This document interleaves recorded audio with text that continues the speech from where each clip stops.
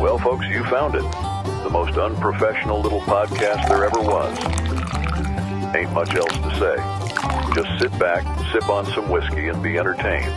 Because the Whiskey Bros are about to make love to your ears.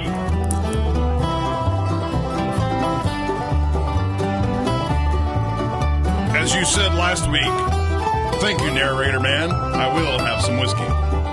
Hey, is that dude still alive? I don't know. Once we paid him, we never kept up with him. Never seen him again. I know. We gave him a shit ton of money. I was kind of worried he'd go blow it on like some booze or some drugs. I think he did all something. the above. Is it a gutter now? He did. Could be. He didn't have any teeth left at the time. So it was a good voice. Right, yeah. Wish somebody would have found him sooner. Maybe he's fine. Maybe he took that money and went and got straight. Was he gay? Never happened. No, like got straight. There's no doubt. I mean, I don't know. I don't know what he did in dark alleys, to earn money. But yeah, it never happens that way, though, does it? Like a junkie doesn't find $1 million and go, "I'm going to turn my life around." This is where it starts. Yeah, it like never happens. But it could happen theoretically. Like it could happen. Thank you. Whiskey of the night. But it just never does. Oh, that's an old Four one. Roses, single barrel select. Is that going to focus? Enhance. Yeah, they're going to go focus. Enhance. Oh, Jesus. There Very we go. tasty. Yeah, there it is. It is I've had this one in the cellar for 5 years and it was time to bring her out. And it's almost gone. Shows you it works out pretty good. It's good. It's good stuff. And Good stuff. we put out the call and the man answered. Back with us after a 2-year, 2.5 year. 2.5 year hiatus. Brad Rieger is back in the house. Thank you. Thanks for coming back. I'm glad to be here. We put out the call about some math, some mortgage math. Yeah. And you said I will deliver. And then you said I have some remarks on some of your other topics. So back on the notes we go with some other topics from last week. Before we get to that, what's happened twice in like the last month is we've asked a question on the podcast and couldn't derive the answer, but we had some unprofessional listening to us that knew the answer to our question. So in the first case, it was the sheriff coming to tell us what happened to find missing persons. In the second case, it's Brad and to tell us about mortgages. We've amassed quite a rescue squad. Yeah, that's freaking awesome. It makes me want to ask harder questions. I really wish I had gone before Lane did. I don't know if I can live up to the way that he can rebut to your questions. Yeah, I you get can. you there. Yeah. He's just more experienced than all of us. Yeah. Indeed. And, by that because of age. Yeah, it's just that. Definitely age. And wisdom. I lost my train of thought. You got me thinking about the sheriff. Do you want to continue? Now we find out what's in mine and your sack? Or do you want to wait towards the end? Yeah, I'm kind of needing a pour to find out what's in the sack. Thought when you said we've already designated this episode to Four Roses. I remember what I was thinking. Yeah, when you said 2 things that have happened this month, I was thinking you meant 2 November days that have hit over 90 degrees. God. Whoa, okay. Like we have to talk about this abysmal. I think it was only 88 yesterday. They've been talking about it this whole time. It's called global warming. I don't know. I thought it was called La Nina this time. I think it's just called. Oh, is that what it's we live It's La in Nina. Texas. It's a La Nina autumn this time. Yeah, but we're about to get hit. There's a wonky winter. jet stream. Yeah, we'll see. Are we? Yeah, that's what they say. They keep saying that. It's a shame because last time Rieger was here, we had our in-house weatherman. That's true. And that night might be the only time you actually had to stop recording because of the weather outside. We had to stop because the rain was so loud. There was weather, yeah. Yeah. You're talking about Will, right? Will Carpenter. Yeah. Yeah. Oh, weatherman Will. We're not shouting out to Will. He is not tonight. dead. He is not dead in a gutter. He's alive and thriving. Yes. He's a man of great ambition. So, to answer your question, I would kind of like to see what's in Brad's sack. Yeah. Open your sack, Rieger. Let's see it. The All right. sack. So, As I told you guys before you started recording, this isn't so You much told us of a... it was way better than anything Ty Rambo had. I did not. I'm promoting this as more of a novelty because I bet you that in, 3 years you guys have been doing this? Yeah. How many times have you had somebody bring a whiskey on that bared their last name? Oh, snap. Never. Okay, that's a Never. Hold that up valid to point. the, to the camera. Put your there. camera right here. There you go. Yeah. A little closer. Let it focus. dude. Is that your whiskey? Focus. I mean, not Focus. personally. Focus.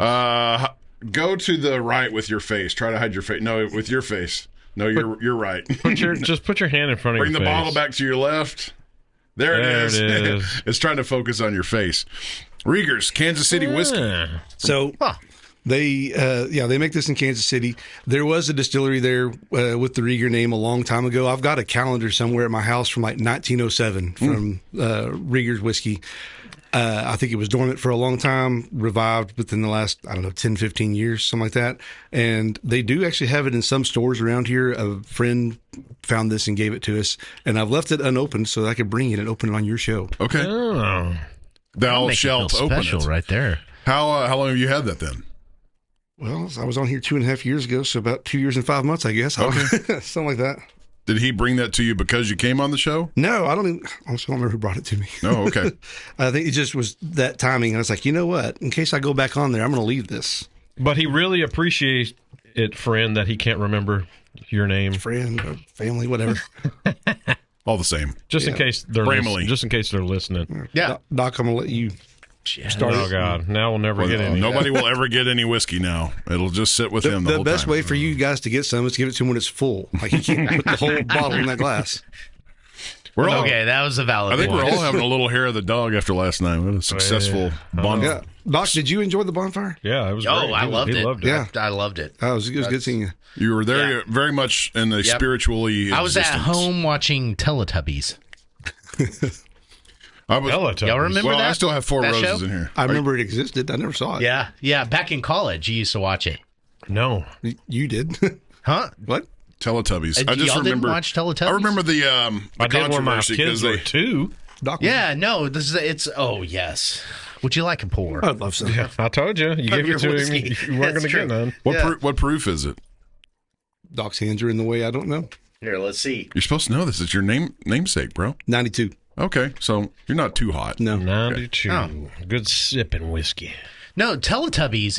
It was a thing in like the 90s, Yeah. late 90s, and so you would like take this cigar thing, right? And you would slice open the cigar, and then you would take, something you bought from your neighbor. Okay, it's like smell like grass. Some lettuce, basically. definitely. Why Yeah. did you do this when you said smell like grass? Because that's what you do. You put it up to your nose. You're like, oh, that smells like From grass. the neighbor's garden. So Yeah. you learned about blunts from Teletubbies. Yes. Yeah. Okay. No, So- I think he. From the culture. Yeah. From the culture. And then you fill that up. You put that in that cigar. Then you smoke cigar. And then you watch Teletubbies. And it's like, At what age? this is like He said 18? college. 18? Teletubbies, like the children's programming. The one Yeah. that was controversial because it had the upside down triangle on its head, and it was like, Yeah. oh, well, that's gay. Yeah. Kind of. Don't remember Yeah, that? that was it. Conspiracy or controversy? No. I don't know how we got down that path, but Okay. I just thought everybody did that. One of you are who has tried Rieger's whiskey yet? Because I do not have a glass of it. I have a glass of Four Roses. Well, that's so I'm waiting. because me and Doc just manned up and pounded our Four Roses. I'm sorry. Yeah. I like to enjoy my expensive No, whiskey. you're meow. Meow. Meow. I like the nose on it. Why don't you take your time over there trying it? I rub my nose on your glass.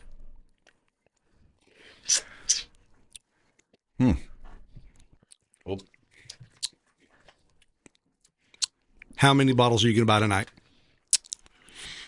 As many as I can find on my local store shelf. It's got Yeah, I don't think Will carries this one. No, it's got a nice. Okay, so at first it's a little sticky sweet. Well, it's got a funky in there. Something. It's got I a don't know what nice it is. butterscotch finish. Yeah. Like real butterscotch. Yeah. I like that a lot. Yeah. I like it a lot more on the back end than the front. So You got to let it get down your throat a little bit. Yeah, you do. when you were saying butterscotch, I was thinking actual like light scotch. Not a. Okay, single malt, which would explain the sticky sweetness. You know, it's like I wonder what butterscotch and scotch. So it might have some barley in it. It might. Maybe. Can I see the bottle? You bet. Rieger, what are your notes on it? I think you nailed it. It is definitely better on the back end than the front. Okay. The flavor right away isn't great, but it gets better.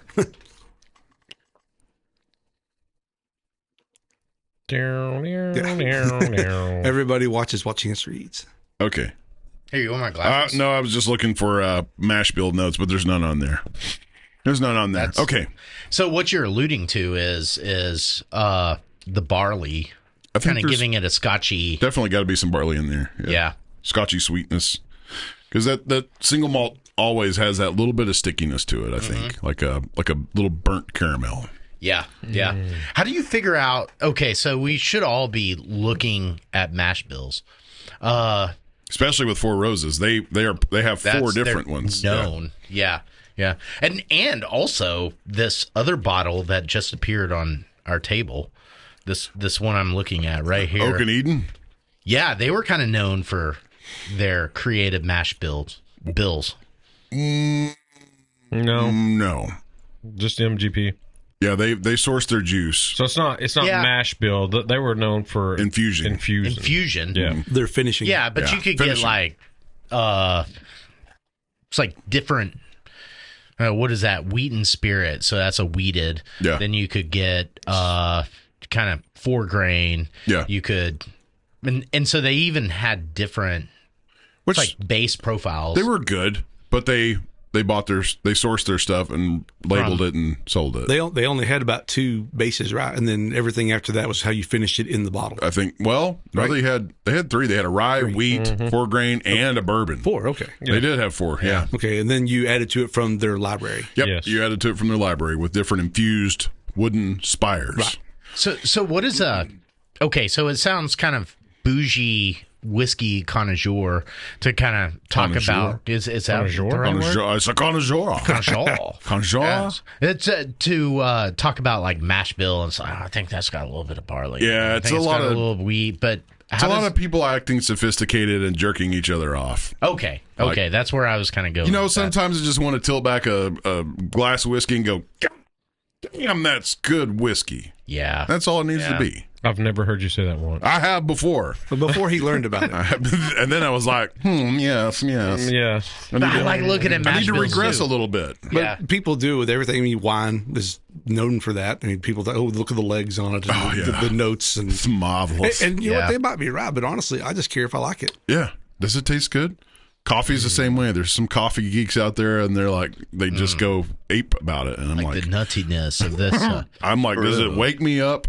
They had some stit at Trinity Street that tasted like V8, and they were all just going ape about it. I'm like, a V8 juice? Yeah, it was disgusting. I don't know what kind of coffee it was, but they called it vegetal notes. I'm like, yes, that's what V8 is. It is a vegetal drink, and this is what the coffee tastes like. Vegetable notes. So anytime I see vegetal on notes for flavorings, I'm like, no. I'm out.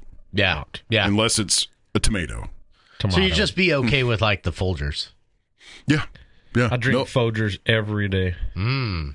What's the Maxwell House? Yeah. Maxwell House. Old Folgers. Yeah, you got red and blue. Well, now you have an ethical thing because we don't know if that's single origin.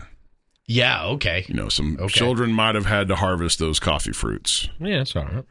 Right. You drive a Tesla, so you don't care about child labor, obviously. Obviously That's not. true. The coffee grows right next to where they get the stuff to make his batteries. I know. It's rather complicated. I have to put myself to sleep at night.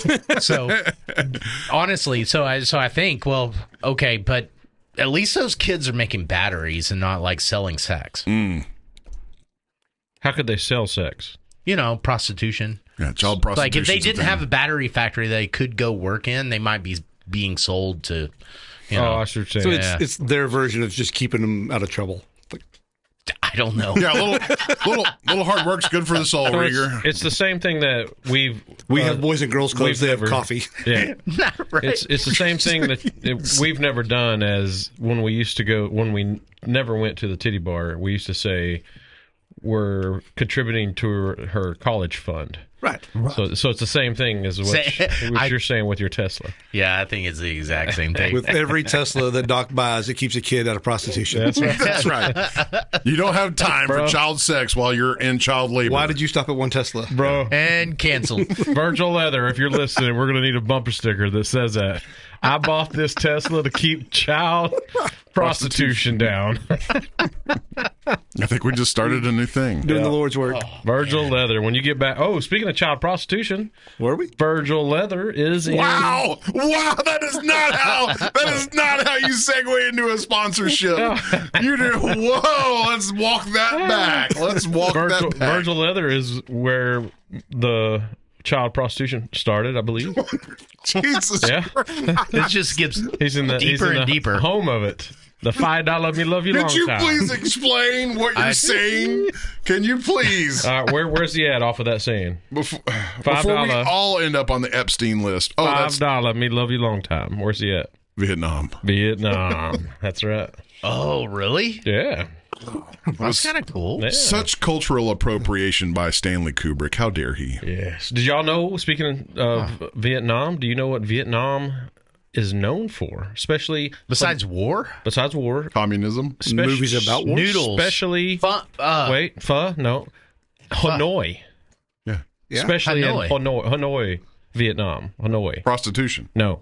Sex changes? No. Heroin. No. Meth? No. Jane Fonda. Is she from Yes. Vietnam? No. Oh. But she spent some time there. Yeah. No. She took Silk. pictures on a gun. Silk. Really? Yeah. So this is before any of that shit. Yes. Yeah. Yeah. But Wow. And still to this day, you can get a silk scarf, which I have ordered one. I told Virgil to bring me back From Hanoi. You also... Yeah. Are exploiting child labor there for sure. No. You're protecting them against child prostitution. Yeah, we're keeping them off the street. Every scarf them he off the buys streets. keeps him from making a Tesla. Yeah. That's Yes. true. Which also keeps a child from having to be prostituted. Yep. Well, we are just angelic tonight. we're getting canceled tonight on the show. Well, while we're on this same rabbit trail, we can bring up this other moral conundrum too. All right. About the scientists say that they've made a pill that could let you live to 150 years old. That's just so you can work longer. Yeah, so more years you got to stay out of child prostitution. And coincidentally, the Shenzhen-based company, backed by China's booming longevity sector, says it has developed a pill that could theoretically extend human life to 150 years. The company's formula targets so-called zombie cells. Those are aging cells that refuse to die, triggering inflammation and age-related disease. So here's the moral conundrum with this. You theoretically want to outlive all your friends, family, and children. Are you implying they couldn't take it too? I mean, who knows? But if you had... I mean, I don't want to. If you... Obviously, those are not going to be like over the counter anytime soon. So let me get this straight. So the pill just makes you live to 150? Well, that's, it slows that's aging. the theory. Yeah, It slows aging. That's the way to think about it. So you're not going to look like a... That's what I'm asking is, are you going to be feeble as 150? No. Or are you going to be... No, you're going to be... If I start taking it now... So 100 in a person taking that medicine would be like 50. Oh, like 125 would be like 75.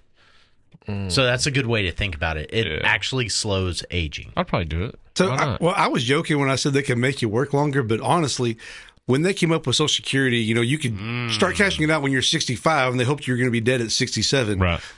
They already don't have money for us when we're 65. You're going to have to work till you're 148, not 150. Not me. Well, I got to work city retirement. 2 more years, buddy. Yeah. Well, in that situation, we're going to have to think about elderly prostitution. That's right. And how many Teslas will Doc have to buy then? I don't think he's up to like 8,000 Teslas. I don't think the old ladies are going to be building They're probably going to do the scarves, if I had to guess. But still, if you're 100, but you're actually 50. You think it's going to take 50 years off your life? That's what no, man. You'd have to start taking them when you're 10. It'll allow you to live to 150. You can't start taking it at 100 and revert to 50. You got to take them your whole life to slow the aging down. That's probably true. So you should start taking it now. Middle age right now. Yeah. Okay. But if you wouldn't take a vaccine, would you take that pill? Thank you. thank you for posing that question. It's a valid point. It's a valid point. Obviously, it is an experimental medication. So if they walk in the door, it's like, oh, hello, you want to try medication? I have the answer to his question. The answer is I would. You're talking about a bunch of Chinese dudes coming in the door and saying you could live until 150 years old. I mean, why has it got to be Chinese dudes? It could but be. That's who's making that medication. Okay, but you give it 5 years to work itself out. That's what I'm saying. So now, if they told me I had to take this pill, Right.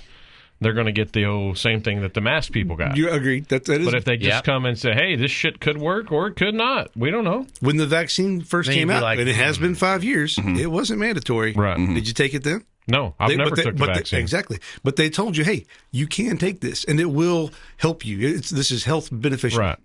But then the world went psycho. They screwed up with this guy. They screwed up from the get. I don't care if it did. I could have died, and you could have rose me up right now, and I still would have said I picked the right choice. Why would you not pick this? Because I'm not agreeing with your first I'm not a choice. sheep. No, that is my choice. That you just said the word. When they mandatory the vaccination, the vaccine. Okay. We've created a new race of people. Okay. The Vaccinese. The Vaccinese. The Vaccinese have taken over. No, they took my choice out of it. No. I was talking about before the mandates ever came on board. Yeah, like you didn't take it when it was optional. No, I didn't take it. No, because they didn't have no proof it worked. They didn't have nothing. Okay. But again, this is not something that they're telling everybody in the world, you have to take this or you're going to die. They're just saying you could take it and maybe live. I have another distinction. Living is the same as not dying. So here's the difference here. I don't know. Your government, with the vaccination was saying you had to take this. And why is it my government? Why is it not ours? It is your I don't know why government. it's not our government. It's your government. It's ours. Because we've hit 100 years old and we're dead, and you're still going. There you go. Yeah, no. So you sure? With the vaccine, they were like, you have to take this. Yep. And then you said, Yes. Screw you, I'm not taking it. And the whatever. masks. Okay. So, but they weren't like, okay, you have to take this, and you got to give us $100 to take it, right? Right. But with this, it's going to go to the highest bidder. Of course. So it's going to be like, okay, at the start, $5,000 a month. You get to take this anti-aging drug, and so we're not going to see it anyway on that account. No. Yeah, but even if we would we want to? There's a TV show out there with that same scenario. I don't remember what it was, but they start Squid Games. No. They started you on this dude's That wife. one is a risk versus reward? Yeah, this dude's wife had a disease or something. And they come out with these nanobots or some shit. I don't remember what it was. But they were like, yeah, no. We can give this to your wife. It'll fix her problem, and she'll live. And it's only... Black Mirror. Yep. No. I saw that one. It's not. Yeah. It wasn't Black Mirror, I don't think. It was Black Mirror. Where they kept going up on her monthly... Yes. And if she didn't take it... And if she got out of network... She became an advertising tool. Yeah, an advertising tool. That's it. Okay, yeah. So they'll do the same thing with that. Same thing they've done with our phones. Yeah, he ended up having to do... That's a valid point. Yeah. He had to do, online prostitution to keep his wife living. And then he had to take her to the farm. So it all... it all boils down to, what do we avoid to be prostitutes? Have to be prostitutes. How do we avoid that? That's Besides pretty deep. Teslas? That's pretty deep. Yeah. Yeah. Teslas and scarves, man. I think that is the question. Okay, I but think that's the question. How do you avoid being a prostitute? How? Show name. I already got the Vaccinese. I know, but how do you avoid being a prostitute? Yeah. That's a good name. Yeah. Vaccinese. How to Vaccinese. avoid being a prostitute. Okay. But do you remember? Okay, so this How would article. you answer that question? How do you what? Say it again. Let's circle back to that at the end of the Okay, episode. Maybe I like we it. will. Okay. Maybe we will, because you like didn't it. get a deep revelation of what I was trying to say last week until we got to the end of the episode. Not to mention, That's true. some of these other topics actually would be relevant to that. They all are, I think, are very relevant tonight, especially gay or not gay. That is the question. Man cuddling. Not right now, though. We're going to get right to that now. one. I'm sorry, what? Cliffhanger. Cliffhanger. Didn't see that one coming, did you? Man cuddling. But you remember when the vaccine came out, this article doesn't exactly say, if you take this, you will live to 150. When the vaccine came out, if you take this, you will not transmit COVID. You will not have symptoms. It's 95% efficacy. Right. And then Yeah. it was like, 75% efficacy. Well, you might transmit COVID, but your symptoms will be less severe. Or you're going to need to take this forever, and it only works if everyone else you know has it, and Right. it probably still won't work. So basically herd immunity from natural immunity anyway, except you're getting it. So yeah, it dwindled into a farce. There was very little science in the messaging itself. A lot of money though. Lots and lots of money. Yeah. So that is something that connects these two aspects: the longevity drug and the vaccine.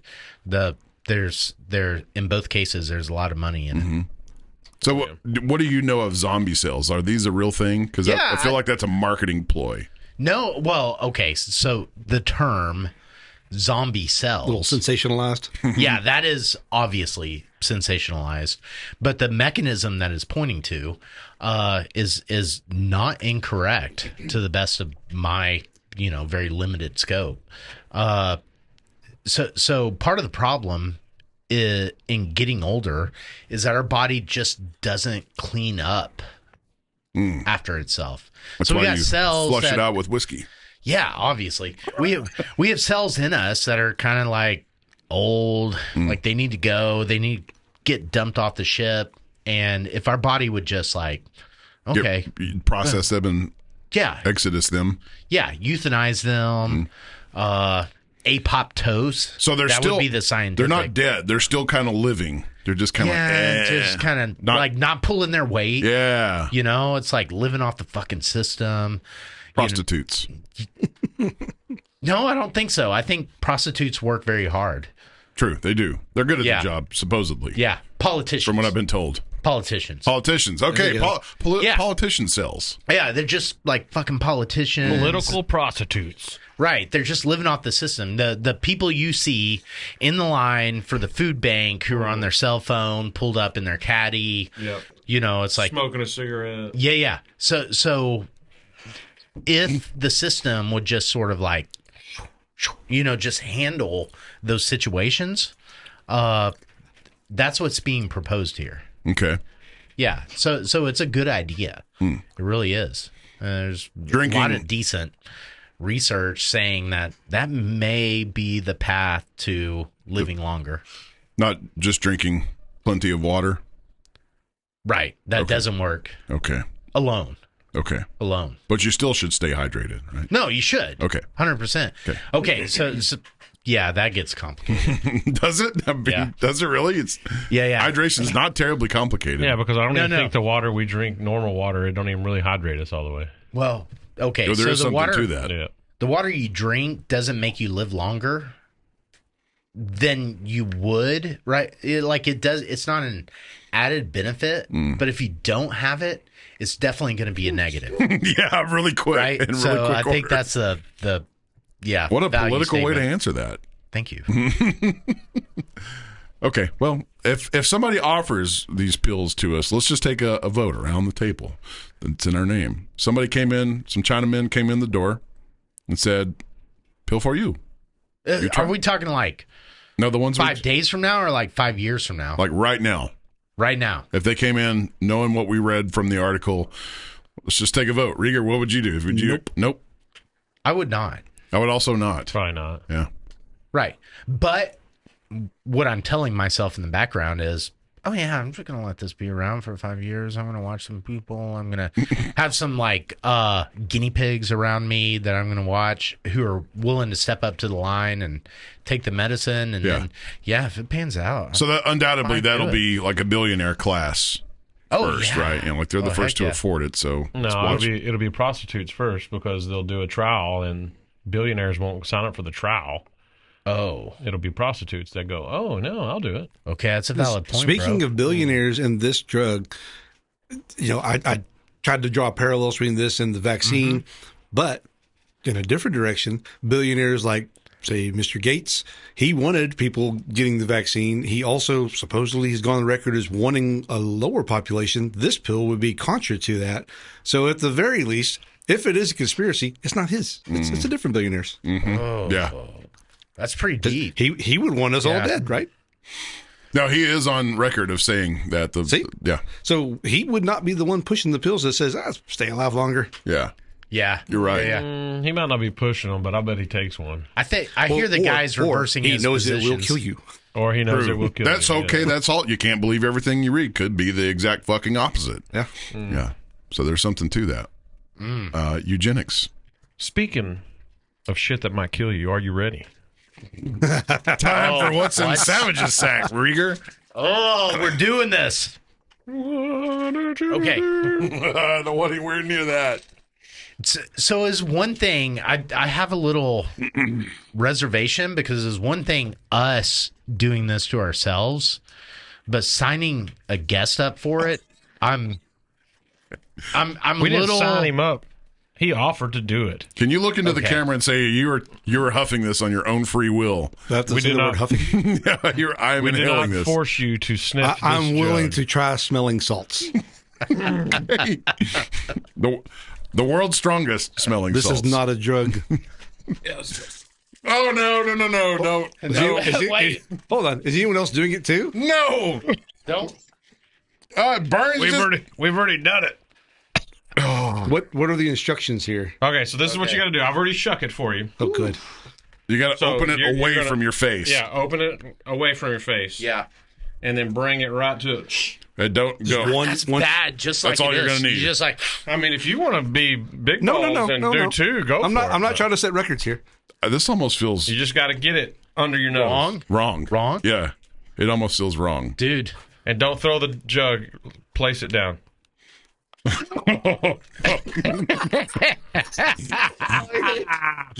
I don't feel like a good person right now. I don't like it. I don't feel like a good person at Holy all crap. right now.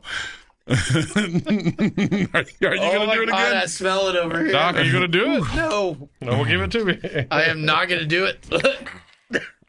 No, get it out of here! It's Satan, It's like concentrated cat piss. dude. It's, Oh, my God. Now it's all Okay, in did you imagine it was that bad? You're No. crying over Yeah, a there. little You bit. got yeah. No, I did not think it'd be that bad. there's physical pain. A little right? bit, yeah. There's physical pain. Yeah, it's like snorting lines of wasabi or something. Exactly. Yes. That's right. Yes, it is. And you're probably going to feel dumber. My wife says, I guess people use those to get high. Like that amps them up. And I felt it. There's the I felt uptick it. in Yeah. O2 saturation, which makes you feel Yeah. high. When does it leave my head? It's It'll take about 35 Tomorrow. minutes. Yeah. Tomorrow. You'll wake up smelling Your it. eyes are definitely like red. It's like You're probably I not don't want going to breathe in my nose right now. It hurts. yeah. probably not going to answer anything coherently from the rest of the night. We should have done that last. But can you Okay. imagine if you're a bodybuilder dude? Like they're not sniffing this. No. Surely But not. they're- No, no, it's but the they same. got It's the same. It's concept. just Yeah, less would you- potent. Okay, so are you like I want to go on the lift inside? Up. I Yeah. don't feel real amped, but y'all might notice differently in a little bit. But Yeah. no, I feel like I don't want this in my head anymore. It lingers. It yeah. doesn't make you want to go lift 3,000 pounds though. No. I was kind of like, I mean, it's like somebody come and slapped you upside the head. I'm telling Yeah. you, it felt like my right eyeball was going to pop out because I went on the right side. Yeah, in 5 minutes or so, you'll recover. But, Okay, good. But it's not. I think you'll have the lasting effects for a few hours, like Good. Good. slightly. It will make you want to do it to people. I'm just saying. That's right. Well, I can see that. I do not condone what we just did to our guest and friend. Yeah, but you really fought it. But thanks for the views and the Yeah. clicks. Dude, here's what's crazy. Yes. I would never consider doing that to Lane Aiken. Oh, that would. Well, he'd probably Just die. shoot us all. Yeah. Yeah. He probably knows better. Yeah. I'm not that smart. I told you that. I get that. I mean, Well, they also use coming that to from bring somebody who did it. Yeah. people out of like a narcotic Oh, overdose, you can right? see. Yeah. Yeah. Do they I really? mean, I would let him. See. If he wanted to do it, I'd let him. Yeah, you could see how somebody just got like knocked out on the field, and you like put that up under their nose. Yeah. They'd be like, "Boom, I'm awake." Yeah. Oh yeah. What if he did it and he was like, What? Where's the good stuff? I bet you that's what it would be. "Am I Yeah. supposed to feel something?" I'm going to go with no. If somebody did that and looked you square in the eye, I'd be like, Yeah. "You're Oh, You're a god. You're the man. Yeah, you have divine powers. Because there's no way you can't. Well, Yeah. I liked what's in your sack a lot better, Rieger. Oh my gosh. okay. Well, I shared. I think y'all should partake too. I got a tough question. Okay. Could something like that be used as a weapon? What? That. Yeah, you could. Smelling salts. If you You had could- enough of it. Yeah, if you can like aerosol like spray into a room or something, be Oh, like dude. a flashbang. Yeah, So that would be a it'd basically be like- suppression device. Yeah, right? it'd be like tear gas. yeah. same it would. thing. It would just lay everybody out. Yeah. It's probably Okay. what it is. But you'd have to have a But shit ton of what that, if it though. did amp them all up? They come running out of there. I don't know. No, you would. I don't because when you have this is how you know is because when you have the bottle out here, it's just fine. Yeah. But when you get it here, so you'd have to have enough in a room That it's. to it's here for all of them. So Well, Yeah. it's a concentrated vapor coming out of that bottle, but if you exploded it and atomized it, Right. you're probably going to get Yeah. a pretty intense effect in an enclosed room. The scientists who are working on the zombie cells could do it, I'm sure. yeah, they sure could. Yeah, and then But they'd like sell it a- back to us in a bottle. There we go. Yeah, you think like one grenade canister of that in a room this size, Totally. if it went poof, you think we couldn't stay in here? No, I think we would be like struggling for life. I don't know that we could find our way out. Well, unprofessionals, the challenge has been set out. If you know how to build grenade canisters, and let's try it. we're going to do that in your room. I don't know that we could function beyond a second to find the door. No, it would just be like cataclysmic cluster. Yeah. Like you wouldn't know which. You'd be completely disoriented Yep, I think so. because your eyes. Your vision's going to be gone. Your senses, I mean, everything is gone. Sense of direction, vision. Yeah. You're not going to open your eyes when that shit's atomized into a cloud. And Look no. at Rieger. He's I don't like this. do not like. We were better friends 5 minutes ago. Well, you ready to talk about some numbers? Yeah. Oh, sure. Okay, so Okay. we have a few topics here that we kept on the notes from last week, and one of them was the 50-year mortgage. And I don't remember what we were saying would be the purchase price of the home. On that example right there, Yeah. 500,000. Oh, well, that's what we came up with now. And 500,000 is like a good average, for a family home now. Yeah. It's a nice home, but it's not a fucking McMansion. Yeah. In Texas. Yeah. Unfortunately, Not California. it used to be 200 or 300. Oh, yeah. 20 years ago, if you bought a Yeah. $500,000 house, like, wow, this is Yeah. a palace. Not anymore. Right. Okay, so you did some number crunching, and I will let you take us. You take it away from here, and I'll. Well, go all the way to the top row. Okay, we'll go to the top. Make So it big. this was That's what she said. this was just an example. If you did $500,000 at 7%, which 7 might be a little high, but if you can get a 30 at 6, you probably get a 50 at 7. Just, I don't know, throwing it out there. Your first payment in month 1 is going to be just over $3,000, and $2,916 of that is going to be interest. Like you are only paying $91 and change down on your principal. Okay. So you still basically owe $500,000 on that house. So how? And every month it increases by Yeah, like like half a dollar. Yeah. So in any mortgage, the amount that you pay in principal each month usually goes up. The percentage of your monthly payment, the payment stays the same for your P&I. The percentage of it that goes to principal goes up. The percentage that goes to interest goes down because the interest is compounded on the remaining principal you have. Okay. Okay. So that's why you have that column D is increasing while column E is decreasing. And so, Column D is principal. yeah, I didn't label them, but D is yeah. int- All right. So how? F is your remaining principal balance. I'm new to Google Sheets. How do we enlarge this? Like make these bigger? Enhance. No, you just like Enhance. Well, you down just, here like, on put down. your fingers on there and just like Enhance. spread it out. What numbers are you Just trying to like- make bigger? I'm trying to like Zoom the in screen. the whole some bitch here. Gotcha. Okay, there you There go. we go. Yeah. 150. There you go. All right, there. That's more helpful. Oh yeah. And then when you go all the way down, so 50 years times 12 months is 600 payments. So you're going to make a 30 years, 360. And to most people, they're never going to pay 360 payments on a house. Like You're. Oh my God, we're not. We're, Yeah, they're we're not just- going to live in the house long enough to make Yeah, 360 only at payments 300. on it. right. Yeah, we're at 30 years. What is 30 years in months? 360. 360. Okay, so we're at 30 years right Almost. here. Yeah, okay, now you're And you've only reduced your principal by Yeah, by a little over 100,000. You still owe way more than half. Yeah. Okay. If you go all the way down to line 601, you'll see that's when you get to $0 remaining in your balance. And if you total up all the interest that you paid there in column E, you paid $1.3 million on top of the $500,000 you paid in principal. So you paid $1.8 million for that $500,000 house. You bought your house 3 times. Essentially, yeah. Mm-hmm.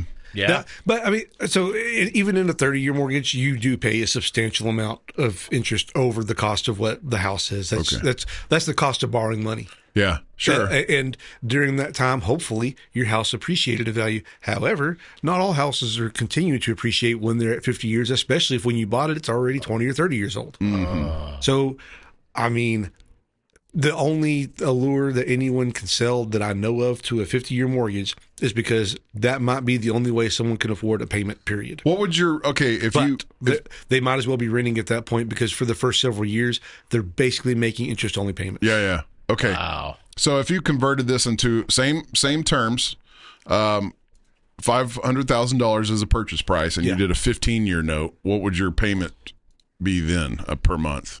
Well, Bit more, you right? would just have to change the formulas up there and find that out. Let me go to realtor.com and just put it in there. Okay. Well, yeah, you can do that. Your monthly payment is going to be higher, but I would also say that your interest rate will probably be lower. I mean, I can't imagine that you get the same interest rate on a 50 as you would a 15. I don't know who's offering 50s right now, so I don't know for sure what they I don't know if anybody is. Yeah, it's just a proposal. Yeah. Were you surprised to hear that from the Trump administration? Or from Trump, I guess? Yes and no. Surprised in that they think it's viable, but that somebody would float the idea, not necessarily. I see 8-year car payments out there now, too. Wow. Again, Well, that's because That is wild. That's because vehicles cost $200,000 now. Did you factor in a down payment? No, just- I did not do that. Yeah, you're right. This is just I straight should. lending. Yes, and you would also not get a $0 down 50-month or 50-year mortgage. Oh, yeah, So- that's definitely not going to happen. This is all hypothetical. Okay. So in the example I gave, pretend that $500,000 is what's left after you put your 20% down or whatever. And what interest rate did you propose? I did 7. Okay, but when you lower your term, the interest rate, you can get a better interest rate. So what would you think? Well, with Realtor.com, that might be what they think a 15-year is. Okay, right so now. we'll just stick with Yeah, that then. do that. Take off your home insurance. Property And- tax Yeah, take those off because I did not include those. Those and are mortgage variable. insurance. Well, Did you include that? I did not include it, but like I said, if we were to assume that you put 20% down, you might not have mortgage insurance. That's true. I don't know what a 50 would look like. Okay. On a regular loan, if you put down 20% or more, you're not going to have mortgage insurance. So Do it with clean math. Yeah. so which is what we're doing here. So 50 years at $3,008 a month versus 15 years. That's a 40. Any guesses? That's a 35-year reduction in length. Okay. And that comes out I to bet it's going to be the same. $4,500 a month.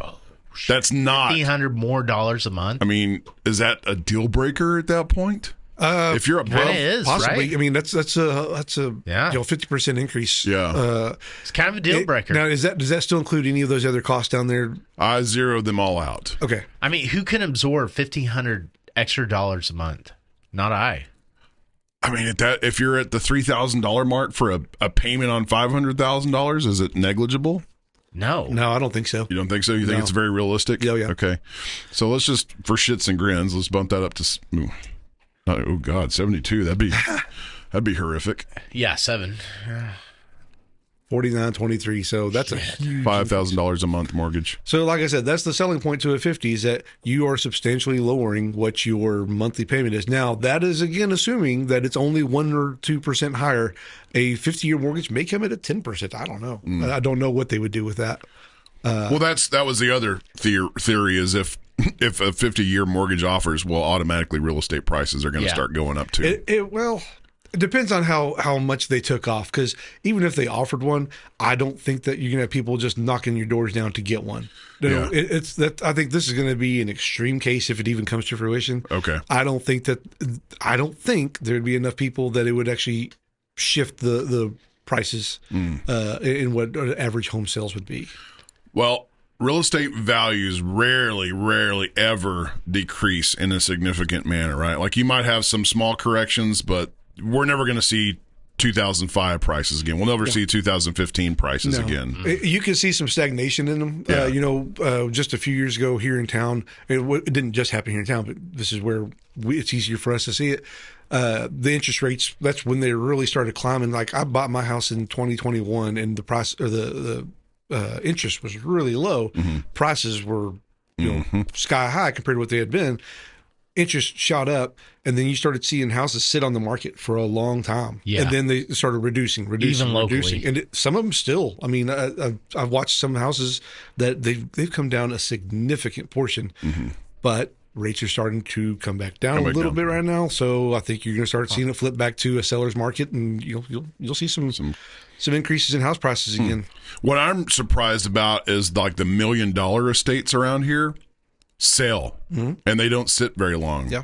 I was really shocked to see that. I thought there might be a cutoff like around above $800,000 that they might be slow to sell. And that's not the case. Sure. I don't know where all the money's coming from that's moving to Decatur, but there's a lot of it moving out here. Is it mostly people coming in from out of state, or is it mostly people seeking rural refuge? I think it's a mix of both. Okay. So we see applications, a lot of people coming from Fort Worth or whatever, just kind of, they want to get away from the city. Sure. Well, sorry, you're moving to where the city's moving. Yeah. I mean, you still get a little rurality. Rurality, Yeah. Is that a real word? No, for sure. That's a great word. And I 100% would rather live here than actually, I used to live basically in Keller. And man, it took so long just to get out of our neighborhood and onto a highway because of how many stoplights you had to go through just to get there. It's like, no, I don't want to do that. And if you had an aerial view, it'd just be nothing but houses as far as you could see. It's insane from Rome to I don't know what is it, Green out on the east of Dallas, Greenville. It's like a sea of never-ending houses, urban rooftops. sprawl. Yeah, major. Well, cool. That's a big number. So just because the president says, I think this is, you need to. God. So he's not going to mandate. I think this would be a good idea. No. Well, how does he say it? He can't do it either. This could be the best idea ever. That's pretty good. I'm not. No, I'm just not. gotta. I'm no just Alec. because I'm no the Alec president Baldwin. says that doesn't. There's no way he could make it a possibility. Somebody besides him. No, I mean a bank has to want to do it, and a bank's not going to do it if it's not viable to them. They're going to need to be able. In most cases, you get your mortgage through whatever bank, and then by the time you make your first payment, it's been packaged and sold to someone else. That's now your new servicing company. If those companies aren't going to want to buy 50-year mortgages, your bank isn't going to offer them. They don't want to carry the note. They're trying to say, you know what, we got a good portfolio of loans. Now we can sell them to whoever's going to handle your payments for the next 25 years or whatever. So he's throwing something out there he knows isn't going to land officially. He's smart enough, especially in real estate, to know whether or not it actually would work. But he's probably just trying to make it sound like he's got an idea. Hey, guys, here you go. You want to get in a little cheaper in your house? 50 years. What are you doing next 50 years? So tell me that why is that it's a big thing? Why is that a big thing in lending? Why do you go get a loan for your house, and like you said, before you pay your first payment, they've already sold it to somebody else? Well, because people will buy it, or banks, or other bigger institutions will buy it. So if you've got a product that you can sell, like, look, these are good loans. They're secured by good assets, good homes mostly, and people who are most likely to pay it will say, instead of us keeping that on our books for 30 years where we have to worry about are they going to actually make those payments, you sell it to somebody who's really in that business. We're in the business of selling a loan, and they're in the business of buying a loan. And there's nothing wrong or nefarious about it. I mean, no. I was just wondering why it was a big thing. Yeah. But do y'all lose money by doing that, though, a little bit? Because all the interest and stuff? No. And because we're not. And I say y'all, like, I'm not talking about your group. I'm just saying in general. Right. No. And then how does that work, if you can say this? So if I get a $500,000 loan from you for 50 years. From you? And then you turn around and sell it. Do you turn around and sell it for $600,000, or do they big banks pay more? So I could not tell you exactly what the cash transaction looks like when they buy it. I don't work on that part. No, they're not giving you the cash value of what the whole loan is, I don't think. But they're basically saying we're buying up that debt and we're going to be the ones to collect on it. And also, if you come to a bank like ours or another one, Wells Fargo, whoever, and you go in there and you get your rate at 5-6%, whatever it is, when they sell that loan, they can't change the terms on you. So that's why I say there's nothing nefarious about it, is because all they're doing is just changing who you write your check to, not the amount, not anything else. Like they can't just start adding stuff onto it or anything like that. I mean, I don't think there's anything you are doing anything wrong, but I think it's bullshit because I don't get a say-so on who my loan goes to. Yeah, I gotcha. They just up and sell it. And I think that's bullshit. Because let's just say, wonder if I hated Wells Fargo to something fierce. Let's just say they made all my grandmothers prostitutes. Let's just say that. Okay. Yeah. And so I'm like, I'll They're never, the ones who did it. I will never do business with Wells Fargo. And so then I picked this local bank in my hometown to get my loan. And then literally, I got zero say-so. And the next thing I know, I got a thing in the mail from Wells Fargo going, We bought your loan. We bought your loan. That part is where I think it's bullshit. I think the dude that is paying for that loan should have some sort of say. It's not going to happen. I'm just saying. It should. No, I get what you're saying. I don't know how it all started. I just know that's where it is. Oh, yeah. And then banks are also borrowing the money to fund your loan, too. That's why when you see Jerome Powell say, hey, federal interest rates. People got to remember the Federal Reserve is a bank. Yep. And when he says our bank interest rates, the Federal Reserve interest rate is now 6 1/4. That means your bank says, okay, we'll sell you a home loan and we'll charge you 7 1/4. But over the 30-year course, if you pay it, I mean, how much does that? If the bank kept the loan, how much would a 1% of $500,000 bring in for the bank?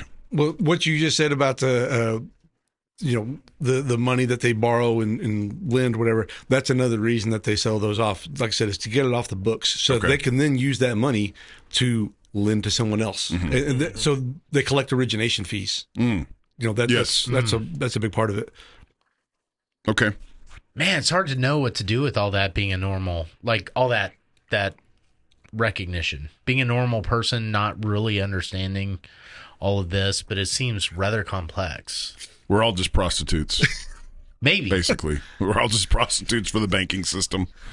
Yeah, right. I mean, you could theoretically build your own home. Yeah. So, you could. But nobody does anymore. Not even build your own home, Even but if you do, could have the money it. to build your own with, right? You could just pay to have your house built. We all with money you have. Yeah, true. Yeah.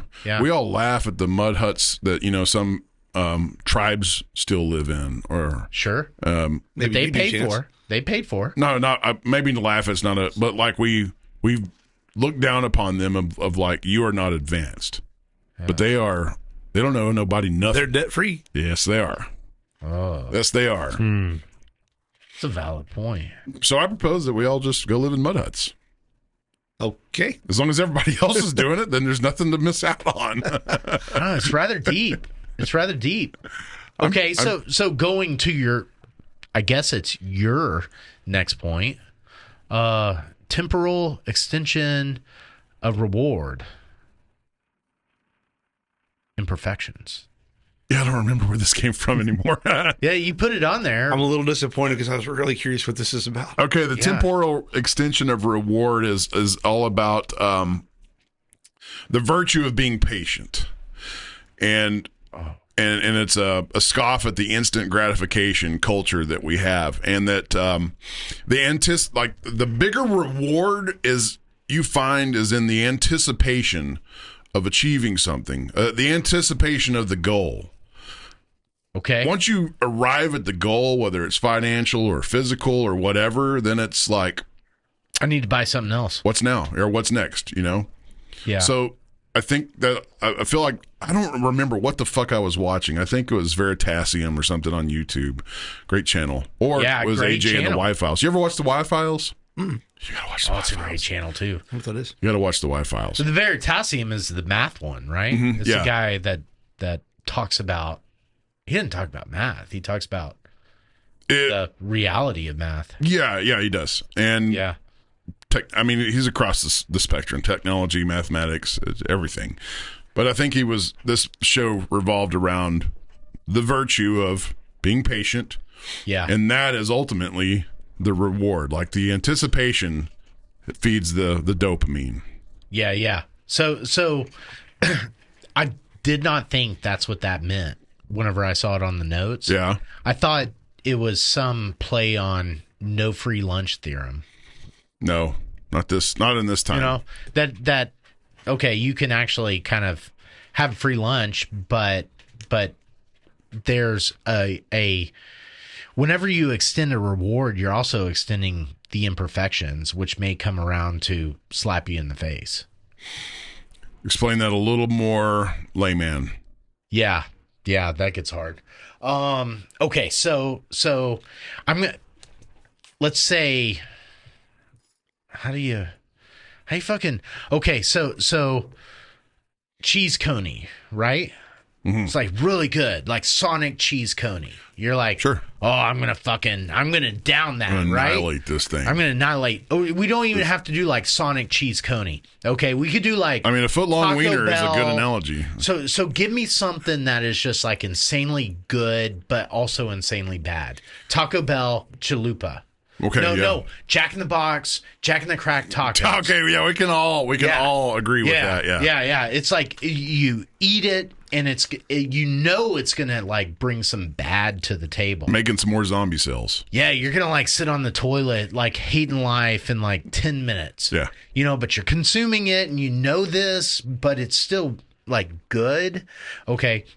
But the thought is that, okay, can I exploit the good, right? So maybe, okay, if I can enjoy this like Jack in the Crack taco for like 5 minutes, maybe I can enjoy it for like 5 days, you know, and get so much more good. But what's also happening is you're also expanding the bad at the same time. And that's what I took your comment to mean. How would you extract the good out of like, how would you extrapolate and say, there's virtue in this kind of good? Like, yeah, the virtue is your mind at the time you're eating it saying, oh, I think I could die now. It's pretty good at 2 o'clock in the morning. It's you know, like you eat it and you're just there's some signaling going on. You're like, oh, I could die now. If John Wilkes Booth fucking shot me in the back of the head, then you'd be like, it was a good life. Yeah. It's not even that. It was like, I feel good right now at this time. And then boom. You know, it's like, that's deep. Have y'all read the conspiracies about John Wilkes Booth and he's still alive. No. He took the pills? He took the pills. That he actually escaped and lived a long life in Oklahoma? No, I did not know you that. Never heard that? Okay. No. That's about as much as I can say. Go watch He was supported by the Democrats. Definitely supported by the Democrats, yes. Yeah. Literally. And they loved them some slaves. Yeah, and then but maybe he wasn't the one who actually put the bullet in Lincoln's head. No, he definitely was. He was. Yeah, he was. But the theory is he hid away in somebody's barn. They used that person as a scapegoat, actually killed that person and passed him off as his corpse while he made his getaway to live a very fruitful life in Oklahoma. And that's what he got for being the one to actually pull the trigger. Yeah. That was his reward. That was his temporal extension of reward. I know, right? He's a prostitute. He's a prostitute to the Democrats. Yep. When he did it, so his family was also really big into theater at the time, I believe. Yeah, he was specifically like he was a revered actor, like well known, big into Shakespeare and specifically the plays about Julius Caesar. And I could be getting this wrong. Maybe this is an apocryphal story, whatever. But I believe he used the line from one of the plays, "Sic semper tyrannis," which means "thus always to tyrants," stealing it from when they killed Caesar. Yeah. I think he and his brother were both really big into that stuff. Man, so that's pretty deep, right? That's how they viewed his family viewed Lincoln. They thought of him as a tyrant, the same way that the Romans supposedly would have thought of Caesar. Of course, Caesar. the ones that were not on his side, the other ones loved him. But Which would, what Shakespeare's version of Caesar was trying to parse, like, and what Brutus was trying to kind of make sense of was, okay, is this guy is he good or is he bad? Yeah, Brutus was conflicted on that. Yeah, and to the point where he took his own life, right? Well, that was after he lost the battle, but yeah. After he lost the battle, to maintain honor. Okay, that gets deep, but Deep. it gets deep. We're gonna have to get a deep counter. Ding! Every time he says something deep. I need a little bell, an old school bell. Just But in a sense, it's kind of making the same thing. It's like the temporal extension of reward. Yeah. Right? It's like, are you a great person or are you a tyrant? And you could look at Lincoln and be like, You can't be both. He was at times you could be both. Yeah, I don't know. absolutely. It's like all of us can. Well, wait, depending people on in your South definition Carolina. of tyrant, because it originally wasn't even meant as a slur or whatever. It was basically somebody who acquired power, not necessarily that they were born into it. But they took it. They took power. But back then, that was kind of okay. That's how it just happened. Yeah. Maybe the best leaders, Napoleon. The tyrant was actually a title. I think that's what they gave to Cincinnatus when they appointed him head of Rome twice. And both times he retired to his farm. Is it Napoleon? Is that what you just Napoleon. said? Napoleon. You just said Napoleon. Sure. It's got an O in it. Oh, okay. It's Napoleon. Napoleon. Yeah. But you say that's a classic thing. Is it not modernized in a way? That type of battle? No, I think it is, but I think we just have a different view of it. Yeah. I think society views it differently than they did 2,000 years ago. I think about the way, the antics of Trump and the way he belittles people, name calls, stuff like that. It seems very primitive and... That wouldn't have seemed very stately back then, I don't think. No, not at all. But it's just a modern version of those Roman times. Yeah. They would have stabbed you, but they wouldn't have called you names. True. Yeah, true. Yeah, that's a really good point, dude. They would have shot you in the ear. Yeah. But not call you names. Yeah. But there was bad in Lincoln, too. Sure. Yeah. Right? None of them are perfect. What if you were in a state and you're like, okay, screw these people. They're trying to tell us what to do, and F you. We're gone. We're out of here. Yeah. We don't agree with you. And then... Yeah, those people thought Lincoln was a tyrant. Well, yeah, the people who win wars have different views than the people who lose them. Yeah, definitely. Okay. Like I said, it was a deep thought. It's deep. Way to go, Chance. Knock it out of the park. Yeah. We still have on the list, because you wanted to touch on it. Let's go back to universal high income and how you think it. Just give us your opinion on it. Yeah. So before I get fully into what I think of it, I will go back in a little bit of background. Before I ever heard of universal high income, I heard of universal basic income, which some countries have somewhat put into practice, and there's been experiments with it. I don't remember this lady's name, but there was somebody that was on Rogan, 3-4 years ago. She was talking about why we need universal basic income, basically to cover your most basic living expenses. This covers your house and your healthcare, et cetera. Mm-hmm. Yeah, it's not going to pay for Docs Telsus, but it's going to definitely cover everything else that you need to live. Give you some food money. Mm-hmm. And whoever it was, like I said, I don't remember her name. She had an audiobook out, or a book. I like the audio version, so I bought it. I listened to it. I knew I probably wasn't going to come to the same conclusion, but I wanted to hear where she got it. And mostly I thought that everything she said was an emotional response to stuff like, well, when I saw these kids in this country that I went and visited, I realized we needed to give them money to upgrade their housing or whatever.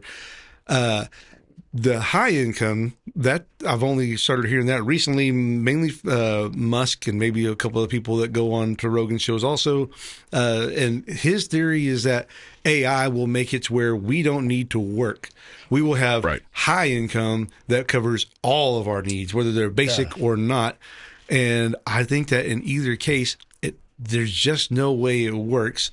For one, if we all had the same amount of money from this program, but one of us was especially motivated, like, well, okay, yeah, my needs are mostly met, but I could still go out and make stuff and sell it or whatever. Yeah, you can make extra. Yeah, you're going to have motivated individuals, and at some point that turns into people who are motivating and consolidating, and they're the future version. So you're not of a saying Jeff Bezos. prostitutes. I'm not saying prostitutes, but okay. But they could. They could be motivated. They right? could. That is something that AI probably can't really replicate. Yeah, you think you're getting it from the AI, but I can do it better. I'm skeptical on that remark. AI sex robots have always been the forefront. The sex empire is what rules everything. Well, let's say the guy who owns the AI sex robot company, he's the high earner now. Yeah. Okay. So we all have the basic income, but Doc was the motivated one because he really likes building those robots. And so I love how he's meeting people's needs. Meeting people's needs. Well, the three of us, we can use that basic income or high income, whatever. He'd be great at quality assurance. Yeah, he would. The three of us, we'll say we represent 75% of the population. It's not really just three people. We can afford that's the racist, most basic. Bro. We're all white. We can afford the most basic form of housing that's out there. Yeah. He's got extra scratch to go spend. He's still going to be able to outclass us on everything. Mm-hmm. And it's for the same reason that I don't think that just raising minimum wage works, because if you do it, if you raise minimum wage, it's still the minimum. You're leveling up the playing field each and every time. Exactly, except you're actually swallowing up more of the middle class, because if we all worked at the same place and me and Doc get minimum wage, you guys get a little bit more than us, they bump us up to meet the new minimum wage. Now you guys make minimum. You didn't before, but now you do, because the company is going to pay us more and you more. Yeah. And so now all four of us make minimum, which means we can all only afford the most basic things. And I think that universal any income, high, basic, whatever you want to call it, all it does is raise the floor. Right.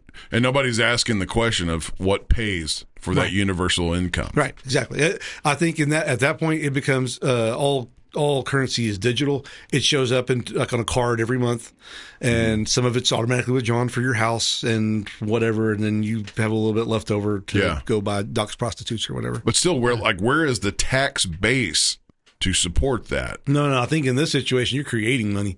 You have to. You're just fabricating. Yeah. Yeah. It's monopoly money. It's all imaginary. Money is just a means of accounting for competition, right? Or agreed upon values. Historically, agreed upon value. It's a means to account for agreed upon value. Yes. And here's another thing. Society's built out right now. We're not starting from scratch with this. If you started from scratch in a utopian type thing, a universal income of some sort might work. It probably still wouldn't, I don't think, but it might.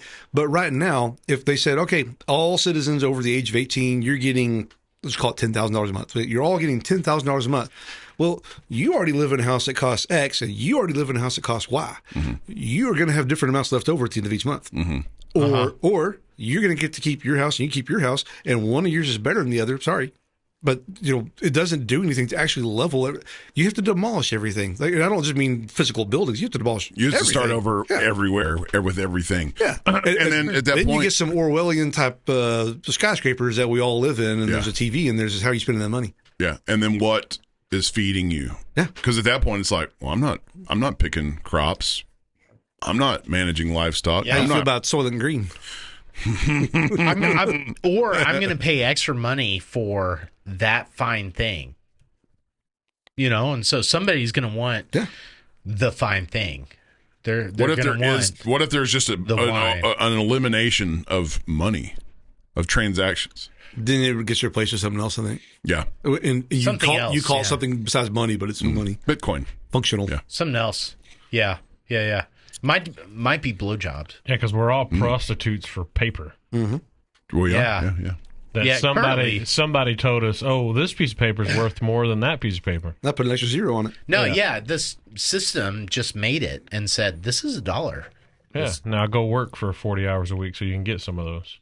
Yeah, right. We're all the current prostitutes. system where you don't have universal income is not perfect. I don't think a perfect one does exist, but at least in the current system, people work for hopefully work. People are working for enough to cover their needs or their wants, both. And when you don't work enough to cover those, you don't get them. And there is an economy that is provided by large earning corporations and people or whatever. Reagan called it trickle down or whatever, but the bleeding hearts tend to overlook the fact that the money that these corporations earn or these people earn or whatever, they're not just putting it in a Scrooge McDuck vault and swimming in it. Like, it comes back into the economy from like contracting, hiring of services, vendors. It takes a shitload of money for $1 billion company to run and operate. Yeah.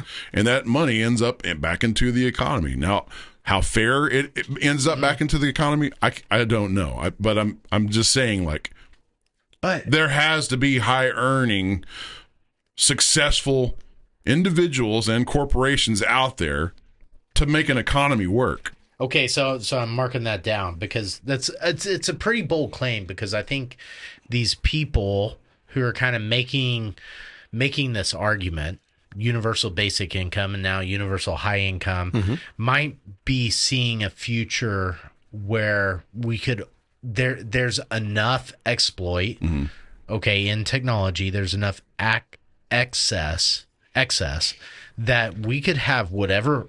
Anybody could have whatever they wanted to be happy or to have a decent life. Yeah. Right.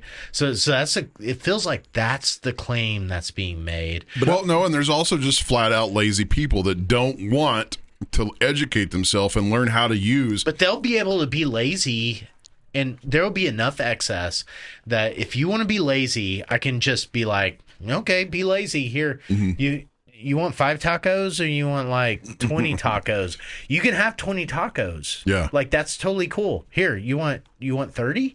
Here's 30. Yeah. Like you can allow them to be as lazy as they want, and they're not going to take a toll on the system. That wasn't my point at all. Oh, okay. My point was, like, there are people that just don't want to utilize or educate themselves otherwise about the capitalistic availability that they have. Like, you can prove your worth. You can say, I can go to a bank and say, I have this great idea. I think it will be a successful business. Here's my pro forma. Here's my credit score that I've worked hard on. I'm a 25-year-old. I've worked hard on operating and utilizing money to this degree to where my credit score now says, hey, you can depend on me and trust me. Here's my pro forma business plan and how I want to execute. And the bank may go, sounds great. Here's a loan. Here's an operating loan to go at it. That is available. Like there's a capitalist that economy. Is available to every fucking human being, right, in this nation. Yeah, I gotcha. But I will say it's not available evenly, which is why I said that the system isn't perfect and it never will be. Right. Some people are born on third base, and they just are. They are. Some people get hit with bad luck stuff that just. I mean, what are the chances it happened to me? You know, that type of thing. But still, for the most part, you're able to overcome those types of things with hard work, or you just were one of the unlucky ones and averages caught up to you. Great example is the North Korean chick that Park. Sungmi Park? Yeomi Park? Nifo Young. Yeah. No, who was prostituted by China, not true. North Korea, mind you, by China. And I think it was Young Mi Park. Young Mi. I was close. Yeah, you were close. Anyways, she stuck in that cycle crazy? And then eventually made her way out, and now she's a very successful person in the United States. Yeah. But okay, so. But even with her story, she had to do more than the average person to get to a definitely, yes. She was not born with a silver spoon, right? Yeah, yes. Right. But if a North Korean Chinese prostitute can do it, just because you were born on third base in a double-wide trailer house, silver spoon in your mouth, or a wooden one, Another example is if you have the drive. You can make it happen. Another example is she is where she is because there was enough wealthy people in her scope that were like, let's help you out of this matter. The United States government didn't go, we'll bring you over here and turn you into a success story instantly. You know, well, they might have. It took because they do it. Not in this case. Okay, valid that we point, know bro. What do they do? What? Give me an example of when they do that. Well, they brought over the. It's called CIA. Indians, if you will, and like I know people gave them driver's licenses for trucks. Gave them No, they gave them full blown gas stations. Oh, and homes. Yeah, that's not right. That's why I said don't say that they didn't do that because our government would. Yeah, but I can see how some people are seeing the increase in technology over the last like 5 years or last 50 years and being like, okay, in 20 years, we're going to be a whole different. It's like we're going to have all we want just given to us. But who's making it then? The robots. Who owns I'm the not robots? saying it's a good idea. We don't. Right? They don't us. This gets on temporal extension of reward. In 20 years, we have all we want because we've collectively, built a system that can give us all we want. Okay, and let me ask you this, and everybody answer here at this is no. table, if Elon Musk himself, who propagated this on that Rogan episode, if he was here, I would look him in the eyes and ask him the same thing. Do you want to be dependent on a robot for everything? And see, he'd be the absolute last person to do it. That's why I thought that whole conversation with him on Rogan was so weird and ironic. Because he's on the other side. He owns the robots. Yeah, the robots own you. He's benefiting from them for sure. Yeah. If he could sell 1 billion robots, of course he's going to make it sound good. Yeah. And really, so don't get me judging anybody, but we're talking about a deeply troubled individual who has also done like great for society, right? It's like the guy who created the Tesla, the guy who created Why is that great for society? Electric cars. SpaceX. Neuralink. Well, we don't know. We don't know. Neuralink. Neuralink We got Neuralink sitting right there. How It's is been great for Tesla's- us. Neuralink has been fucking good for us. How is Tesla? Tesla's great for Yeah, I them? gotta go with Heath. I don't know that it's I love my objectively great for Teslas. humanity. Like you might Yeah, like just because you like it. I mean, what you like not having to put gas in your car. Besides that, what's the big deal about it? Okay, so let's do that. Elon Musk has been great for me. There you go. Okay. He's a great inspirator. Is that great for that's inspiration? like, I love my Tesla. Okay, but things for humanity that are great. Neuralink. I love my Starlink. Starlink, Starlink is inherently y'all great. were saying Neuralink. And Yeah, we meant I don't Starlink. have that over there. But maybe. there is also Neuralink too. Yeah, eventually, maybe. Blind people might have a pathway to vision again because of this in the next 10 years. Yeah, or we might be able to play Battlefield without even like doing a controller. We just sit that's there weird. and think Battlefield, or we're just in Battlefield, like our Neuralink. You're just Doc, Yeah. you could do that today. I can show you the office to sign up. I'm just saying, it's like okay, but you only get one chance though. You no don't respawn. You don't respawn. Yeah, Also but is that really what understand- you're going to say when you say great for society? No, great for me. Well, okay. So you take back what you said. Yes, I do. Okay. I do. All right. But I also understand that he's kind of maybe a little troubled. He As is. an But he individual? has autism, right? Like he's Asperger's, I think. Yeah. Anyways, but he is good for society. I think he is. He is inspirational. What has he done Inspired. besides the Neuralink? Because to me, Inspired? that's the only thing that he's really done for society. Well, he A owns, lot of little autistic engineers are going that direction because No, he has done a lot. His performing and operating companies keep human beings right now employed and give them a path to their own version of success. Yeah, I see that. So you're not talking about his inventions, if you will. But he is a person, good. and the note or whatever He didn't he invent has, Tesla. he's also inspirational for the next Tesla, Nikola Tesla, next Elon Musk, Bill. I mean, throw whatever name out there you want that we've celebrated the last 500 years. Moderna. That was a shot out of the dark. Oh shit! That wasn't a dude. Okay, sorry. My bad. Yeah, god dang, man, you just completely derailed. Okay. Like I'm at risk here of talking like I'm proverbially sucking the guy off. But he's a great inspiration to younger upcoming people to find means of success by forming themselves and utilizing opportunities that this country still has available. Back to my question to you. You're right. Do you want to find yourself relying on everything from a fucking robot? Because with that, you give up so many personal liberties. Yeah, right. Responsibility is liberty, right? It's like next year, no. Next year, definitely not. Right? But what if it? Okay. And there again, I'm just thinking of possibilities. You know, what if it gets so good that I want to play games all the time? Then you're going to get sick of them. Yeah. You're going to get absolutely fucking sick of them because of the temporal extension of reward. If you wake up every day going, oh my God, I get to go play Battlefield or Call of Duty again. How long have we been playing video games? Long time, but not the same one. I mean, it's a valid point. Not the same one. Y'all are still not the same one, and we're not playing them 24/7. We have to go to work or we have to do our duties. But there's going to be an endless supply. Yeah, just because you're relying on a robot to put you into the world doesn't mean you have to do it for 24/7 straight. He's not saying that. Yeah, no, but what he is saying is you now have the opportunity without any responsibility whatsoever to do whatever you want. To play video games 24/7. No, to do whatever you want. Right now, you play video games as a means of escape and reward. Sure. I'm not saying we ought to. I don't know. And it's not just video games. It's anything that gives you a dopamine dump. Right. You can virtualize anything that you want. It's like it could be, it's like, okay, so we talk about the sex bot, right? It could be the sex bot. I mean, you keep bringing it up, man. No, I'm He's just the saying. proprietor.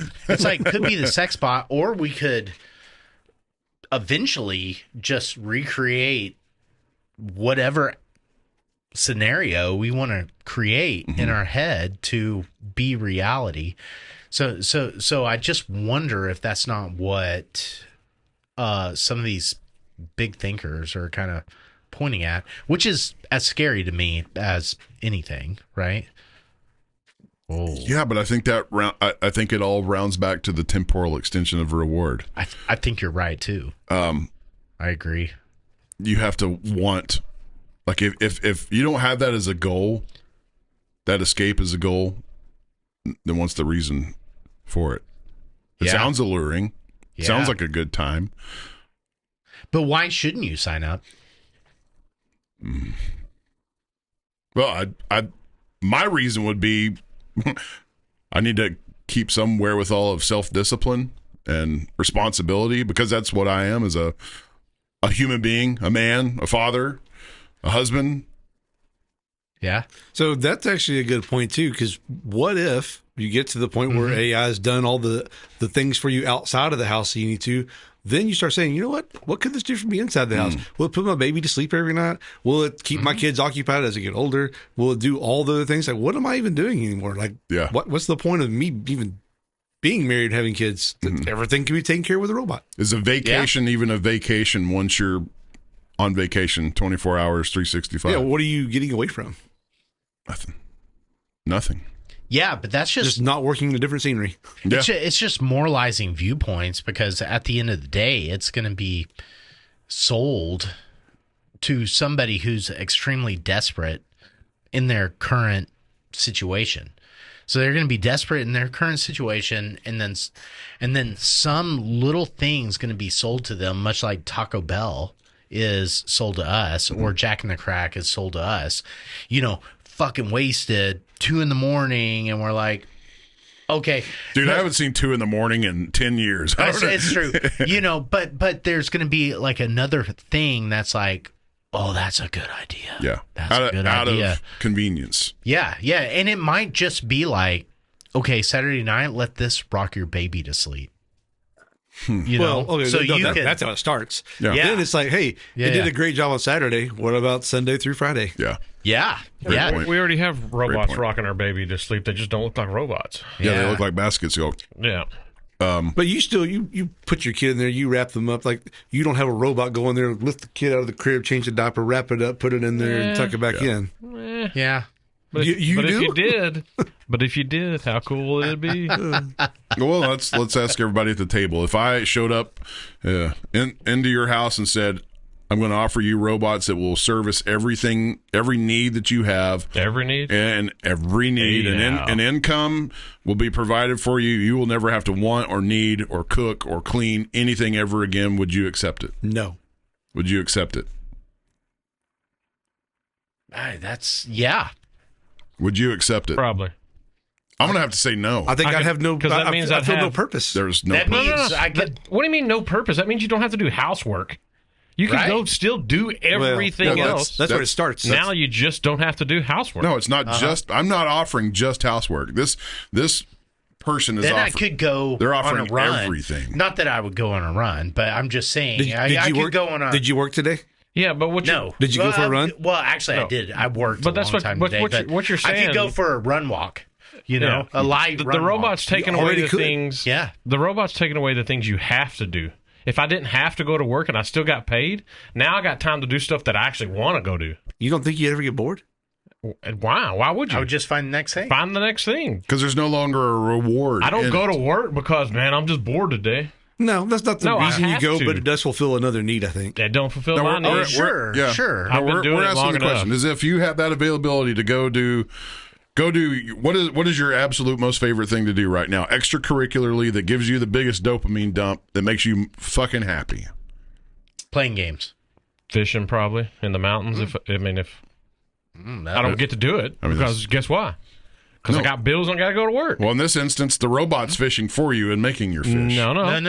No, he's going to work for me, Yeah, so that he can go fishing. so I can go fishing. Until the very first time you think, you know what, today I'm just going to sit on the bank and drink a beer, let the robot cast for me. Yeah. And then it brings up that fish, like, you know what, that robot's better at this than I am. but you can say that about anything we do. You can I say know, things right? about That's you. my That point, is right? what. Yeah. We're- Yeah, that is the exactly biggest my part. point. It all comes back to you. It always comes back to you. Same thing with the phones. We don't have to have this freaking $5,000 phone in our hand. We could just have the old $200 Motorola. flip phone in our hand. But what Yeah. do we do? We choose to do that. yeah. So that's going to be totally. I was forced into it. I held out for. Why do you say this? I held out for the longest No, you time didn't. Against. That's me ask- talking to Savage. No, bro. this is before you Yeah. knew me. You knew me after I already had an iPhone. But you Yeah. ask anybody that knew me, I was the last MFer to get an iPhone, and I held out the longest. And all When you did you get MFers, it was like 2011. I got it last year. I had a smartphone for that, but I didn't have an iPhone. Smartphone. You yeah. won. I literally had the Nokia brick phone until 2011. I'm gonna try that. I tried. I'll say this. before I we was get- peer pressured into this dismal digital existence. Thanks, friends. Thanks to You're us. welcome. You're welcome. Well, Yeah. not you. Well, weren't around. you weren't around yet. You can't Yeah, take the that's blame. true. That's true. This grew on me. This stuff. The Riegers, Yeah. the Kansas City whiskey. Yeah, I kind of did. As I sipped on it, it actually, I was like, oh, that's pretty good. I don't like being intoxicated anymore. Okay. I mean, do you? No, I like to have a couple drinks, but I don't want to. I don't do a rager. Yeah. Like if you get to the point where I'm like the little happy, bubbly, tipsy, It that's. depends on the circumstance. But I don't like to be inebriated. Inebriated. Yeah. Yeah. Yeah, I don't like to get like Savage level after sampling 10 bottles of different whiskeys. And he's yelling at us, "You pussies, spit it all out." Hold on, now maybe if I was hanging out with Savage when he's doing that, I might want to. How are you feeling, by the way, after the dose of the smelling snot? Smelling salts. I don't smell it anymore. Yeah. How are you feeling though? Concentration good? Like, Are you noticing something about me? no, I'm not noticing anything. I'm just asking. Oh no, I feel fine. Because I was after even like the whole night, like I don't feel like my concentration ever improved, and then I did not sleep well. My eyes stopped watering, but they still burn a little bit. Yeah. Okay. Still with you. I'm glad you survived, dude. Yeah.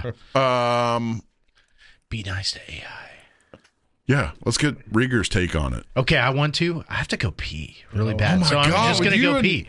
With you Yeah. and peeing. Small bladder. It's stress. All right. It's stress. While you're doing that, Yes. I'm going to guess that gay or not gay, that is no, the we question. can't broach this conversation. Well, then what can we talk about while you're out and peeing? All right. Let him pee. No, not nice to AI. Yeah, but we're waiting on you to pee. You want to be a part of this. No, I want to be a part of gay or not gay. You could have already been back, is what I'm saying. Yeah, you could have already. I mean, Okay, y'all just- roll. All right, so we're going to roll with Be Nice to AI. What's your take on it? Well, man, I don't know that I have a take. I said that based on what y'all were talking about last week, whether or not you should be nice to this object that's not real. I don't even like the artificial intelligence thing the name of it. I don't think of it as actual intelligence, but anyway, no, I don't care about being nice to it or not. But I think I said something earlier about, I think it's called Roko's basilisk or something. I'm butchering the name, I'm sure. But it's basically a theory that it's a foregone conclusion that AI will take over, or robots, or whatever you want to call it. Yeah. And because that is going to happen, not, if it'll happen, but because it is going to happen, you should do everything you can to help it get to that point. Otherwise, when it does eventually take over, it will see you as an enemy and destroy you, or basically enslave you, or whatever. It's good, or ostracize you. Honestly, I think this started as some like Reddit thing. Yeah. I don't know. I heard about it on the radio or somewhere before, but I don't know. I don't have a take. I just thought that was kind of cool. So that would imply that one would be fearful. I mean, it's not like, every scientific or science fiction movie or story since the 1900s has implied that artificial intelligence will eventually rule over us. Yeah, well, that's not out there or anything. Why be scared of AI? Right. Yeah. Don't be scared. Just be nice. Or the robots and the money it gives you. Okay, I just happened in on the edge of this conversation. You better be nice while you're out. If you're not nice to AI and you're out fishing and the robots are doing everything, one's going to come up and knife your ass in the back. I won't, because I'll see him coming and I'll shoot him. Well, they have titanium armor. Nah. They're gonna predict every little outcome. Yeah, didn't you see that Black Mirror episode with the dog? The dog. That one. Okay, that one still stands out to me above all those other Black Mirror episodes. Yeah. It's a good one. That might happen. Them dogs got no get. That dog hunts. Yeah. Had no give up. Yeah. And the outcome was not good. No. You kept rooting. You kept rooting for that person. Yeah. Yeah. I don't want. But you knew. You knew. Yeah. You just had this underlying I don't like the way this is going to end. Yep. Yeah. How'd it end?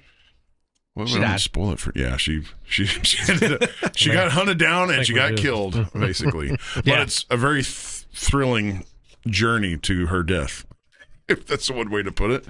It's great. Black Mirror. Yeah. Man. Okay, so that came out, and then months later, those Boston Dynamic. Yes. Yeah. That even kind of looked the same. Very, very. They open similar. doors and you can kick it and it just comes back. Yeah. So be nice to the robots. In other words, pet the robot dogs when you get a chance. Yeah, because they will maybe hunt you down not. and kill you. Maybe not inappropriately nice. Well, where's that boundary? You tell us. Where does one cross You're that talking threshold? to somebody who never crosses that threshold, but so that's hard. I don't know the right answer to that. At some point, you're talk to it like you would a human. I don't know. That's at some point you're just trying to jack it off, but it's like there's some gap there. You have to be real. The problem is I'm AI, the worst person to ask that. When you type something into what do you use, ChatGPT or Grok or what? Please, thank you. Yeah, okay. That's what I was about to ask. Do you put thank you when you do? I do, Why? and I know it costs more. It costs more? Yeah. Yeah. So my perception is that I'm talking to a person. I know it's not a person, but my perception is that I'm talking. See, I don't to a like that person. reality being blurred. Yeah. Well, the thought occurred to me one time. Oh, it just did something for you. Type thing. He's like, wait, no, don't do that. I don't think my dishwasher. What am I thinking this machine for? Yeah, it's a valid point. The theory about the costing from politeness is, well, if he is saying thank you, the AI has to use electricity to respond to that. Well, if 500 million people are also saying thank you, then that energy use has exponentially increased. So that's the thought of don't be too polite. You don't need to say thank you. Yeah, but we proved it wrong because the last podcast we did the whole talking to it Doc's way and talking to it our way, and it came back. Right. Yeah, That's okay. So. It doesn't matter. So there's the issue with AI, right? Okay, it's not just an individual entity or person or whatever. AI is a centralized intelligence, whatever. Yeah. So it's not just you being polite. There's 10 other people out here talking to it like they're in the ghetto, like, bitch ass hoe, you didn't do what I said. So what you're saying is extension of reward or imperfections. That's exactly what I'm saying. I concur. This note has been grinding away at me here. Right. Who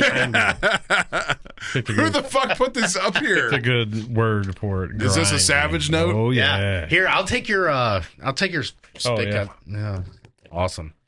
Yeah. So, if you was just to read that, do you think it's going to be gay or not gay? Take a vote. Man cuddling. Yep. Is survival is like survival factoring into this? I don't know. You just have to kind of look at it and say, I think it's going to be gay. Just read it. Or you got to think. He's going to turn it on you. You're going to say gay, and he's going to make it something that's or really... you got to make it... No, there's a story behind this. I'm not going to make this If up. we're stuck in a plane crash No, and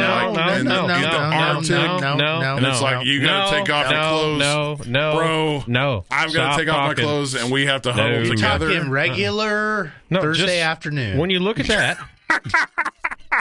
Thursday afternoon. When you look at that, do you think it's going to be a gay story or not gay? I'm going to go with totally gay. Totally gay, okay. Doc? Why are you looking at me? You're just next in line? Oh, okay. Okay. Yeah, not gay. Doc's just hoping I don't tell a story about him. Probably. Probably what? Gay. Gay. What's All right. your what is your vote? Well, I know the damn story, so I can't Well, vote. I don't want to care about the story right now. I want to care about the vote you have. Well, Before you tell us the my story. vote is it's gay. Okay. All right. Because So I gay, know the story. Gay, not gay, probably gay. And I'm really glad that Doc chose it's not gay. So there's two roommates in college, both dudes, and this happened. And I don't remember what, I was listening to the radio or somewhere. I don't remember where I seen this. But that was the question.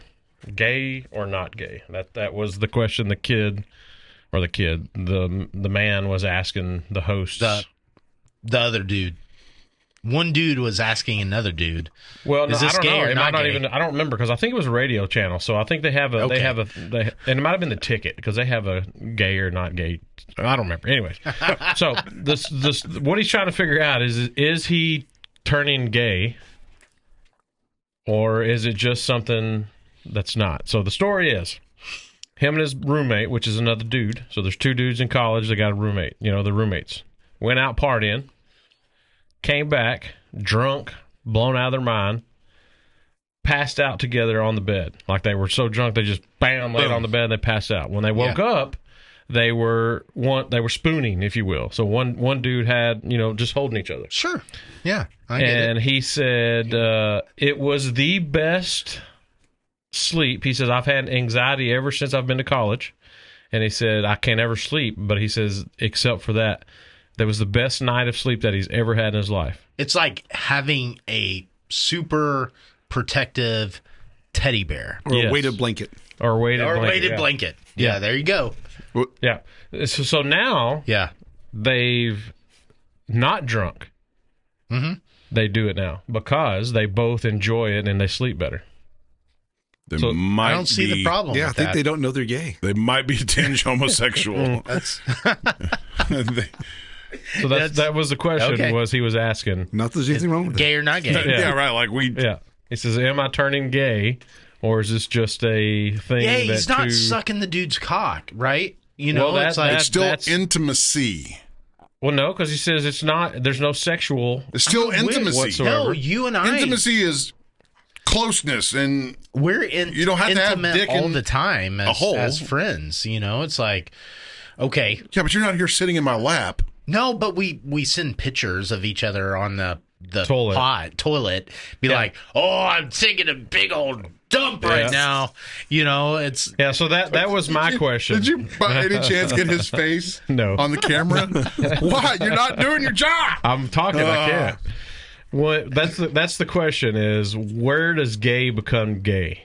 right. Like, what do you have to do? That is the starting point. Yeah, you well, you found it. previously would have said it starts with entrance into the No. butthole. No, if he's sitting on my lap, there's no into penetration. some orifice. If you have a man's part in any of your Hold on. orifices, Hey, were you straight before you were with a woman? yeah. Okay, so could you not be gay before you were Oh, fully 100%. Okay. 100%. Yeah. So you can want to have a man's part in one of your orifices, and it's gay. Yeah. But if I asked, hey man, would you like to come sit in my lap? No penetration, just sit in my lap. Sure. I love I've you. literally done that. You had a Santa Claus outfit on, and I was your elf. who can resist? He brings presents. Yeah, what about that is gay? Yeah, I didn't feel gay by doing that. It's the context of how it's done, I suppose. Like, And I'm pretty sure there's a picture floating around of me and you shirtless in the bed together. there's a Yep. picture floating around of all Yep. three of us shirtless Yeah. on a trail together. Yeah. Well, the trail, that's manly. We were but not Me cuddling. and you were actually in the bed. We were. Oh, that's true. We were, Yeah. and we were drunk. So We did not wake up together. we did not cuddle. in a full embrace. So what you're saying is the cuddling And is continue what to makes do it when you're not drunk. yeah, Yeah. If we're going by this, by virtue of this, wrestling and IFC are gay. I would say it's not. But if I asked you to sit in my lap in no manner that was joking or just, slapstick, You weren't trying to save a seat for somebody. no, Yeah. that's gay. That's not gay. It's gay. Totally gay. gay. If you sat in my lap, even if you sat in my lap against my will, and not we're like, gay. this is comfortable. No, we don't have to say it like that. It's like, hey, dude. Surely we have one I love gay, you, bro. I want to. one gay. cuddle with We you. got to have at least one gay listener out there. We got to have them on and say, like, Whether when did you become? Where was the threshold of your Like, what's first the gay? line? Your What's the line? first gay advance, like heterosexual couples. Like you think the first time you held hands was like the first act of intimacy, right? I mean, So when was your first act of gay intimacy? Why are you asking Doc? I'm not. I'm kind of just. I don't typically cuddle with my friends. I know I'm not saying anything to y'all, but to the audience, to our unprofessionals. But Oh, I got another good one. but if it were okay, would I totally cuddle with y'all? Yeah, totally. Okay, 100%. But what let would me you- ask you this. Yeah, Not okay. Who gets to dictate it not that? being gay. Yeah, mostly. If I woke up with you fully embracing me and cuddling me, I would be like, "This is not okay." Even if it felt good? Yeah, like Then I would definitely be gay. I I like would be gay or weighted bisexual. blanket. I love that. That's You not know, a it's human. like- Yeah, but it's sort of I'm not gay because I put a weighted blanket on. yeah, but I think it's like All right. male presence. What about embracing three male dudes in a presence? hot tub with no clothes on? Awesome. Any day. I think South Park did that. They yeah. did. Is that gay or It not? was called 2 Men in a Hot Tub. Yeah, they not gay. they took it to the next level though. Is that gay or not gay? Not gay. I'm gonna go with not gay because these three dudes right here that you're looking at have done that. So I Yeah. don't recall being naked Oh, in a yeah, hot you tub were. with y'all. yeah, that's the night you suck toes, big yeah. boy. Did not suck any male's toes. Hey, It hey, wasn't Doc. Mel. Doc, I want to rephrase this a little. But you Yeah. see how quick he said If yes? Chance walked in and saw that his wife had cuddled with another man overnight, nothing had happened, but they cuddled overnight, would there be an issue with that? He would have an issue. Right. Okay. Yep. All right. Not But if it was another woman, though. Hey, now. Oh, there'd be an issue. An issue would be coming up. but even though nothing technically had happened, that's an intimate setting for them. Sure, no penetration. Right. No, nothing. But intimate. No sexual anything. If You it's just enough that it slept. would make your partner be very upset about, there's something to say that, well, maybe they do actually swing that way. I know. He just Yeah. needs to be on every episode because he's a Yeah. great voice of reason. Yeah. No, I get what you're saying. And If your wife Yeah. walked in on you and Heath cuddling, she would definitely say, "You Overnight. two are gay." yeah, then she'd be like, "Yeah, I know, Doc." Yeah, to be Yeah, like, but they're doing it every night now and not drunk. Yeah. Yeah, but she'd be like, "Yeah, I know, Doc." Yeah. They might need to talk to a therapist. I know nobody's getting off in that situation. That's Yet. what she would say. Yet, it's only night 2. Who knows what night 20 will bring? Just the right amount of whiskey. Yeah. You never know what's going to happen. Yeah. Some chest hair in my face. Good old BO. Yeah, some armpit aromas. Hell yeah, I'm in for a good time. I love a female presence. I love everything about females. I definitely feel I'm... Well, not everything. Not everything. There's a certain time of the month Yeah. that I don't enjoy, but besides that, most of it's good. When they're pregnant, you don't have to worry about that. There's some hen house thing that women do that annoy me. Hen house? What are you talking about? Yeah. I Yeah. have to explain this one, man. They gossip. Oh, yeah. Oh, that's all right. That's been from the dawn of time, though. Yeah, I think so. Yeah. I don't like it. Well, you don't have to be involved in it. That's a good thing about it. You just walk away. Yeah. Yeah, okay. Yeah, like my wife, she once said, she's like, well, you're about to dump. She was like, well, what about you when y'all are having, or when you dudes are having like relationship issues or marital issues? I'm like, what do y'all talk about? How do y'all get through it? I'm like, we all show up and say, you know what that bitch did? That's no, I'm just. Yeah, we don't that's do that. what we do. Yeah. No, you know what that bitch did? No, y'all, old Betsy, yeah, she's a real bitch this week. Oh, all right, cool. Here's some whiskey, man. Let's go sit and talk about the good times. Yep. Yeah. And that, I'm like verbatim, babe. That's it. There's no. It doesn't extend past that. Yeah, it's we don't. like, We don't sit around. Women suck, and that's about it. Yeah, we don't sit around for like an hour while we drink our wine and talk about the emotional state that we're in, and she just doesn't care about how I really feel. He's just using me for my body.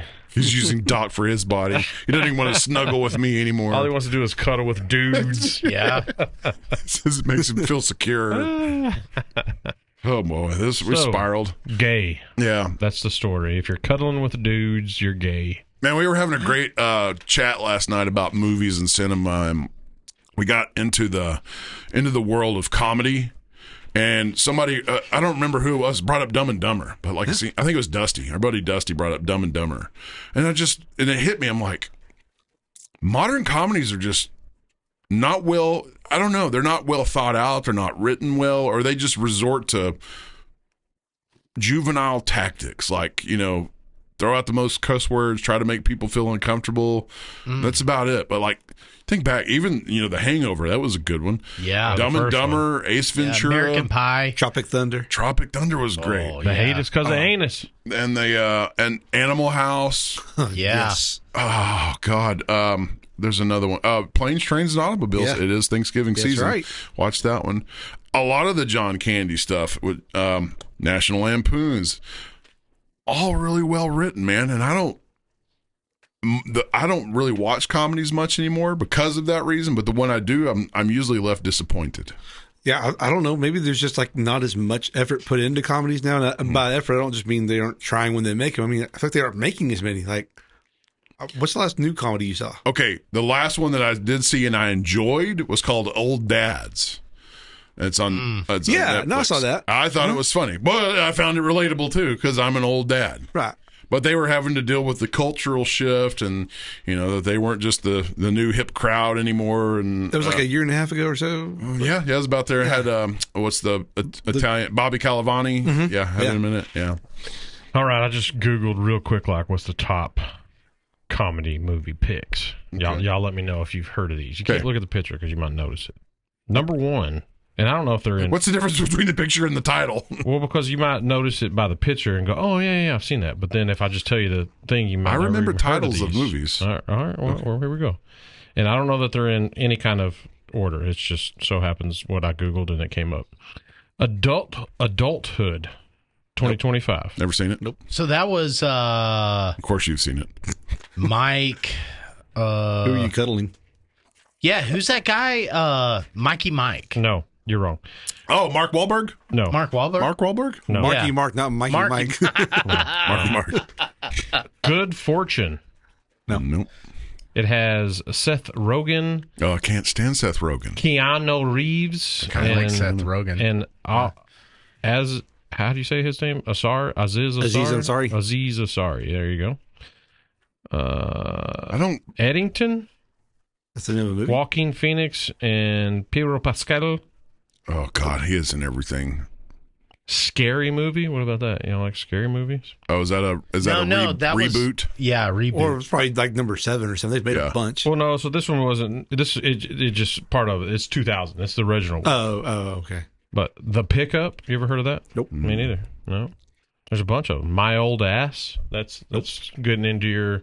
I don't think they're trying so hard anymore. Yeah, I think I've seen that one. Yeah, there's tons of them that I've literally never even. The Naked Guns, the old Naked Guns with Leslie Nielsen were comic genius. Yeah. Didn't they just come out with? Yeah, they did, and it sucked. It was terrible. I won't watch it because I don't want to tarnish what I think of the old ones. Oh, and Leslie Nielsen was so iconic. He shifted from being like a villain in everything to being one of the most funny motherfuckers on the planet.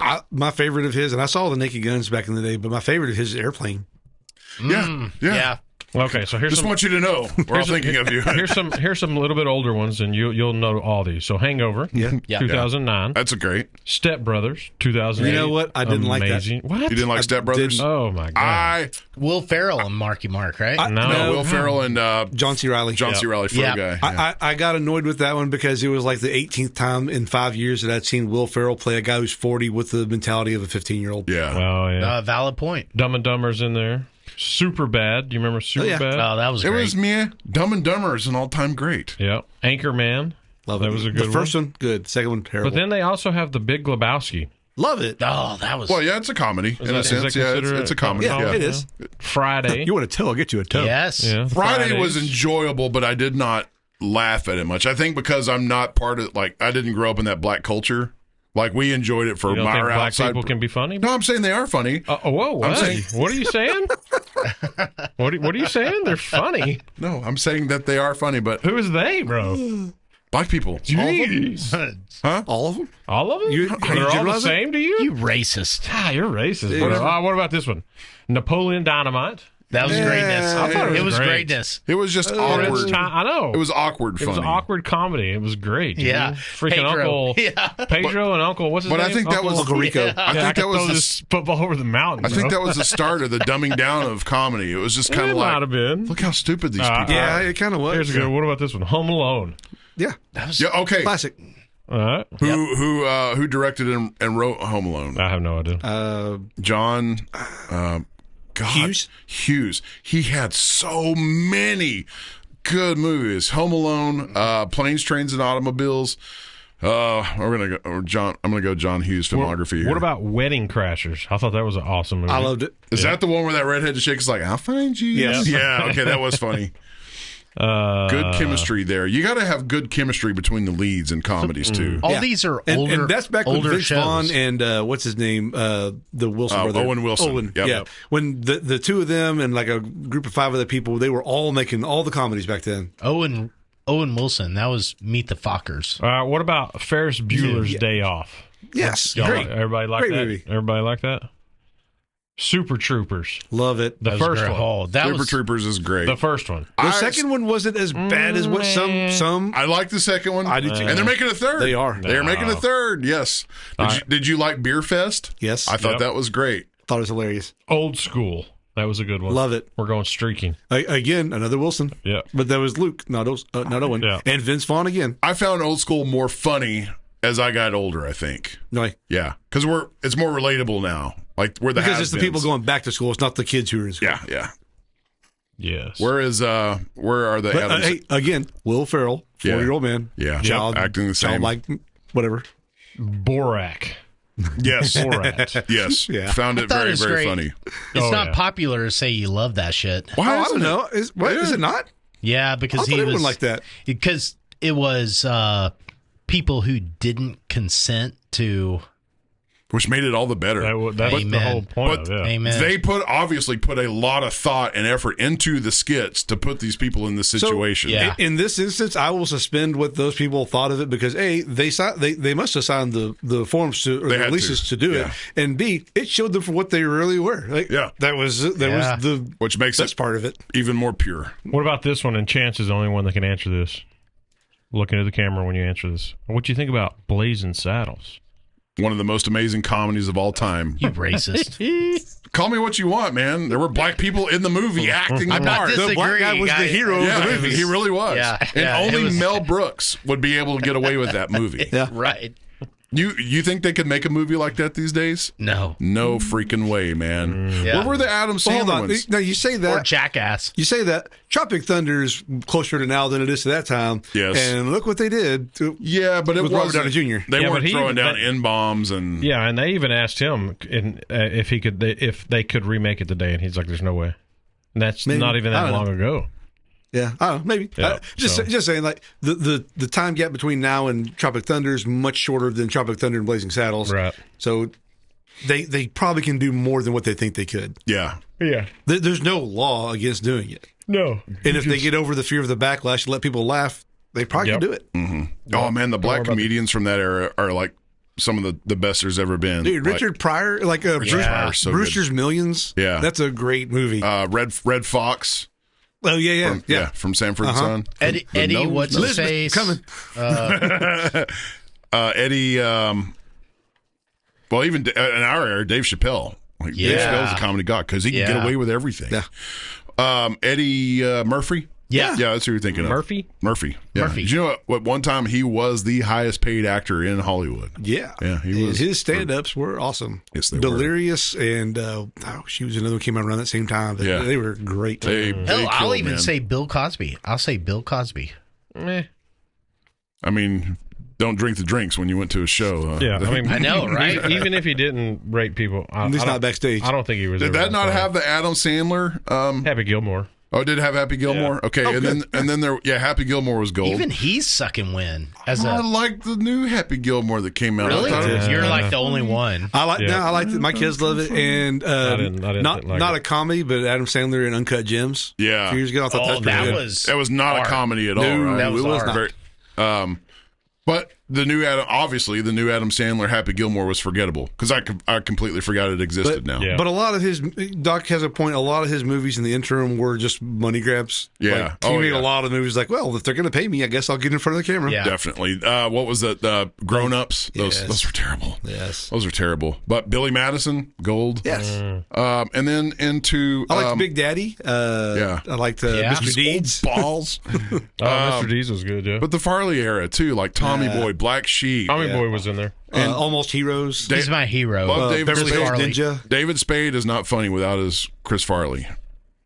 Yeah. He did a movie with Adam Sandler a few years ago. I think it was called The Do-Over. That one was okay. It was not old school, like as good as the old ones, but it was okay. So who do you think's more of the Oh, and David Spade did have a great standalone movie. Joe Dirt? Yep. Yeah, that's true. That's true. He was casted into that very well.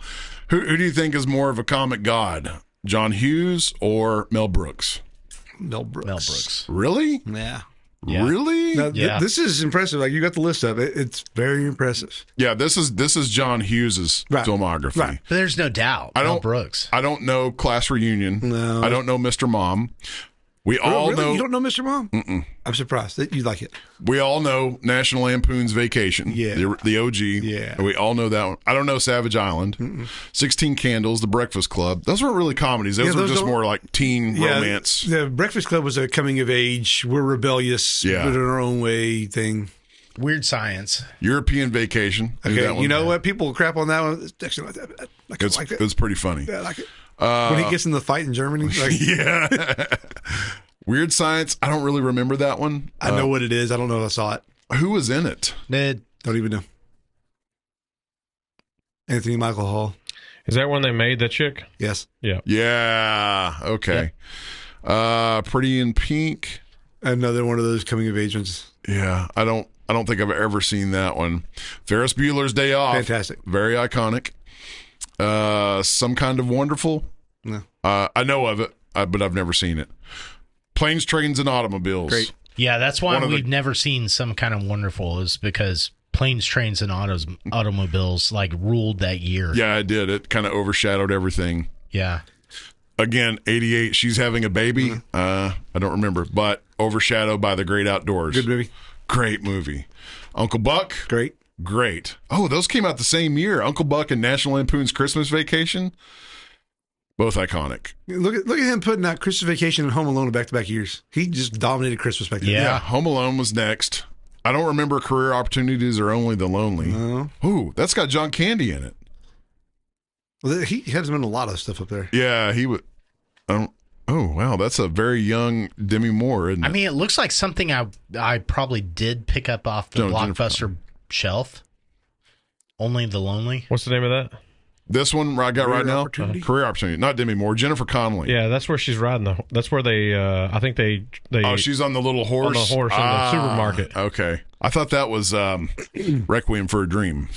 No, she was riding some things in that. She rides something. That was not a comedy. I mean, it was kind of comical. I think that's a movie that should be shown to every high school senior class needs to watch Requiem for a Dream. Like you want to think drugs are glorifiable? Watch this. Dutch. I don't remember that. Some of these I think are probably skippable. Yeah. Home Alone 2 I thought was actually pretty good. You know, sequels usually suck. That one was actually not bad. No, it was pretty good. Beethoven came out that year. I did not know that was a John Hughes film. We watched a lot of Beethoven in school. Do you remember that? That was like always the staple. Teachers out today were watching Beethoven. But I didn't move here till middle school. Yeah, but I'd think it'd be ubiquitous across all schools. Dennis the Menace, that was great because it had Christopher Lloyd in it. Baby's Day Out. He did the new Miracle. 101 Dalmatians.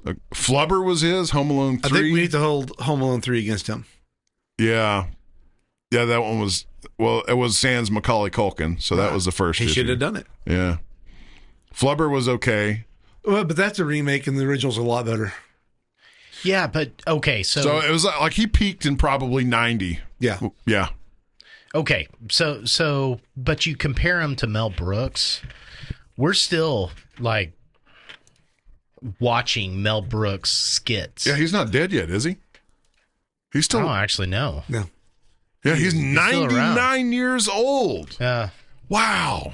Okay, yeah, definitely not dead. Him and, is it Dick Van Dyke that's still alive and kicking? Yeah, he's also 99. Let's see where his filmography is. Okay, so, yeah, Blazing Saddles, Spaceballs. Robin Hood Men in Tights. Yeah, those are two that I can think of. He may have a separate page for his filmography. Yeah. Okay, so there's your sign. If there's a separate page for a filmography, then you're on another level. Young Frankenstein, Spaceballs, Blazing Saddles, producers, Robin Hood Men in Tights, History of the World, Dracula Dead and Loving. That's pretty funny. Yeah, that's really solid. I did not. Oh, so he's got animated features in here too. He's got Robots, which was great. Hotel Transylvania, that was a good one. I don't think he's going to hold up to John Hughes. There's no question in my book. You think Mel Brooks takes it? I think that his hits are better. I think that Hughes has more. More? Mm-hmm. This may be a generational thing. Maybe. We're the same age. No, I understand that. But I'm saying more. I remember more of the John Hughes filmography than I do of Mel Brooks. They were coming out when we were kids. Okay. And they were aimed at kids. Yeah. So we were Mel Brooks started in the 60s. Wait until we were 18. Well, not 18, but you know what I mean. Like, we had to wait till we were a little older to watch these. By the time we watched them, they're 30 years old. Yeah, absolutely. Yeah. But even now, I'm not. I haven't seen as many of these as I have John Hughes films. Okay, so I'm more likely to send a clip from social media of a Mel Brooks skit to my kids than I am a John Hughes skit. Why is that? Well, because I don't see none of John Hughes' stuff gets skitted like Mel Brooks stuff does. Not as quotable. Yeah, yeah. Okay. Exactly. Like just this week, there was, you know, this is Twitter or whatever, but there's this video and this Mel Brooks rolls up and he's like, "Oh, what time it is? What time is it?" And the shepherd like looks around, he looks at his donkey balls and he raises his donkey balls. And he's like, "It's 10:15." He's like, "Oh, are you sure it's like 10:15?" He's like, "Yeah, it's 10:15." And then Mel Brooks rides off. And then he comes back and he's like, "How did you know it was 10:15? Like, what time is it now?" And he's like, 7:15. And he's like, "How do you know that?" And it was just a fucking great skit. I had to send it to my kids. And it was like this shepherd sitting there on the side of the hill, and he's like raising his donkey balls to see what time it is. Like, who comes up with that shit? It was ultimately because he's trying to see the sun, right? Like, No, he was actually looking at the clock tower.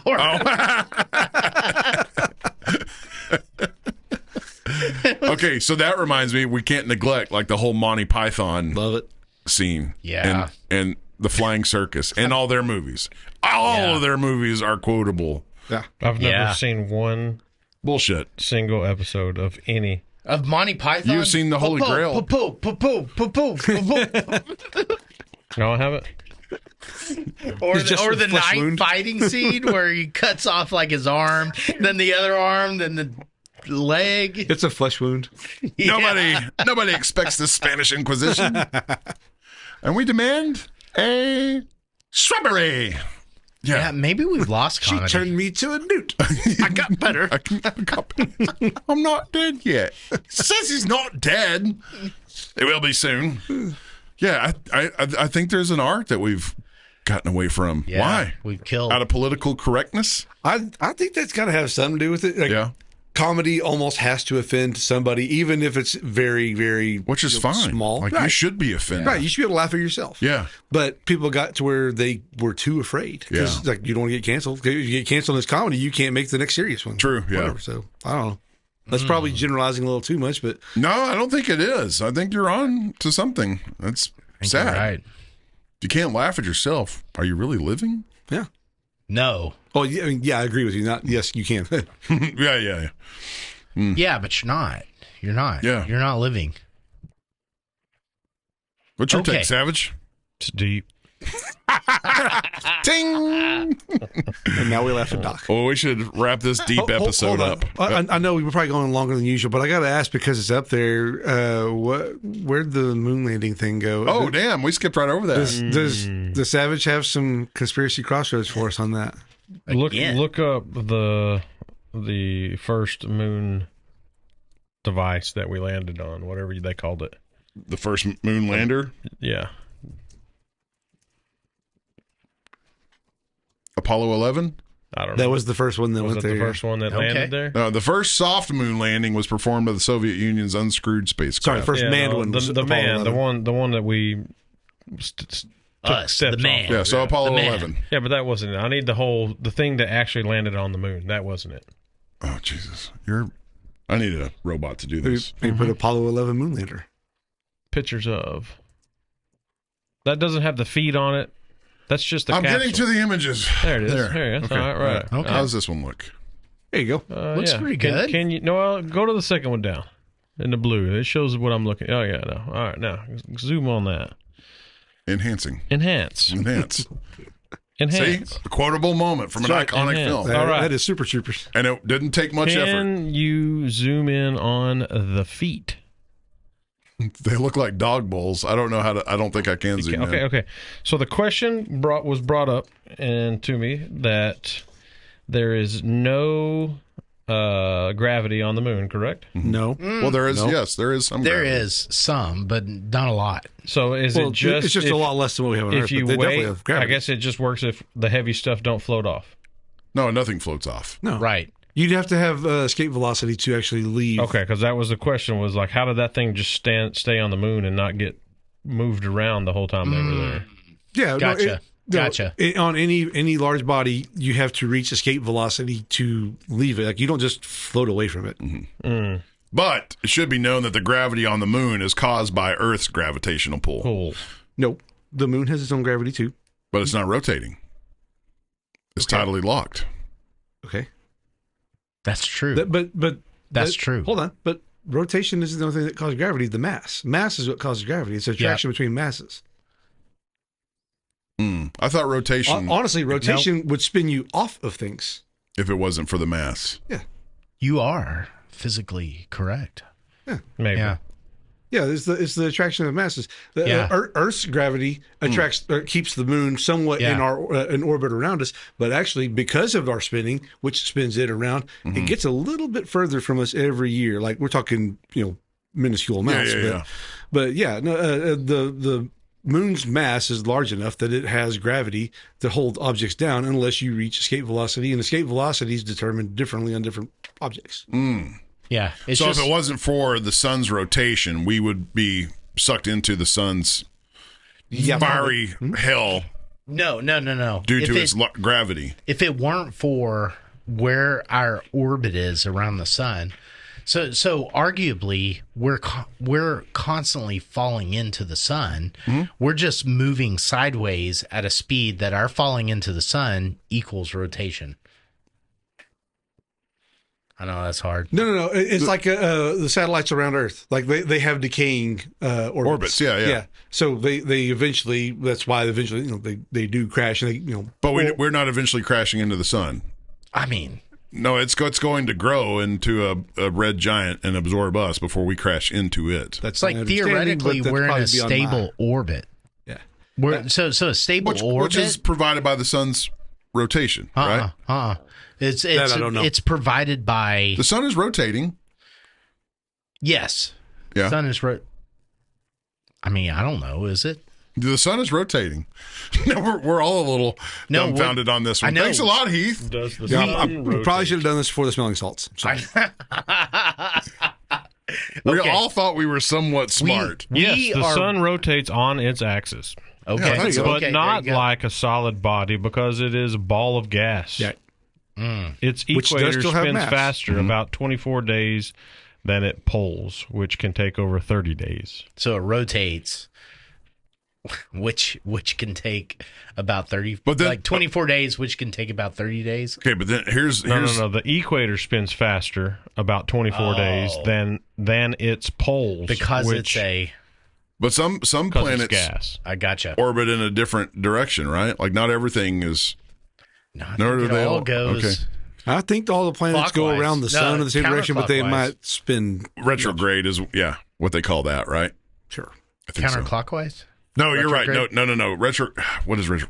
You're saying the planets might spin in a different direction, counterintuitive to their orbit. Okay, Yeah. do y'all We know need Zach. when No, we need Zach. they found out the sun rotated?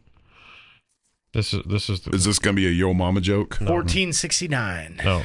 It was discovered by any guesses? Copernicus. Nope. Galileo. Galileo, yeah. Yep.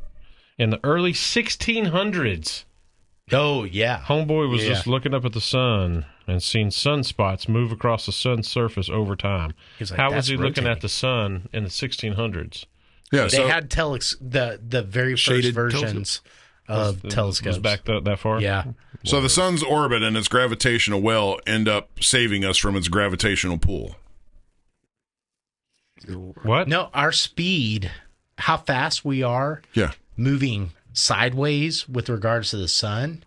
So we're always, instead of falling into the sun, we're always skirting sideways. We don't have an elliptical orbit around the sun, do we? No, it's a perfect circle. Yeah. So we're always falling into the sun, but we're just moving sideways at a rate that always falling in. And this sets up Constitutes perfectly an for y'all to find orbit. Wise County's best, astronomer to bring him on next week. Yeah. Where's our own Neil deGrasse Tyson, Wise County? Or Okay, it's all Zach. bullshit and we live Zach. on a flat plane and the firmament just keeps us from floating off That might into the- actually be true. into the ether. Yeah. Yep. Everything at this point Everything could could be true. or false. I don't know anymore. Nope. All right. All right. What a fun place to wrap that up. Yes. Rieger, That thanks was- for coming back. Yeah, thank Yeah. y'all for having me. Let's not like fucking wait 2 2.5 years, we'll years. see you again. Yeah, 1.5 years max. I was surprised when you came in here. You're like, things look different. I'm like, wait a minute, when were you here last? We've gotten a little more professional since I then. agree. I doubt it. And I don't like I don't know it. if I go that far. We have. We've got cameras and lights, Yeah, you did not have cameras We last do time. have and we cameras have a lights. producer that's off screen. We haven't. Yeah. Stop bringing it Yeah, up. well, he's gonna get pissy. I wanted to shake his hand. Well, he's watching. That's why that camera's right there. Yeah, that's his camera. All right, Clyde. All right. Good night, Clyde. Good night, listeners. Rieger, thanks again, man. Thanks, guys. Good night. Adios. You've been listening to the Whiskey Bros Around the Table.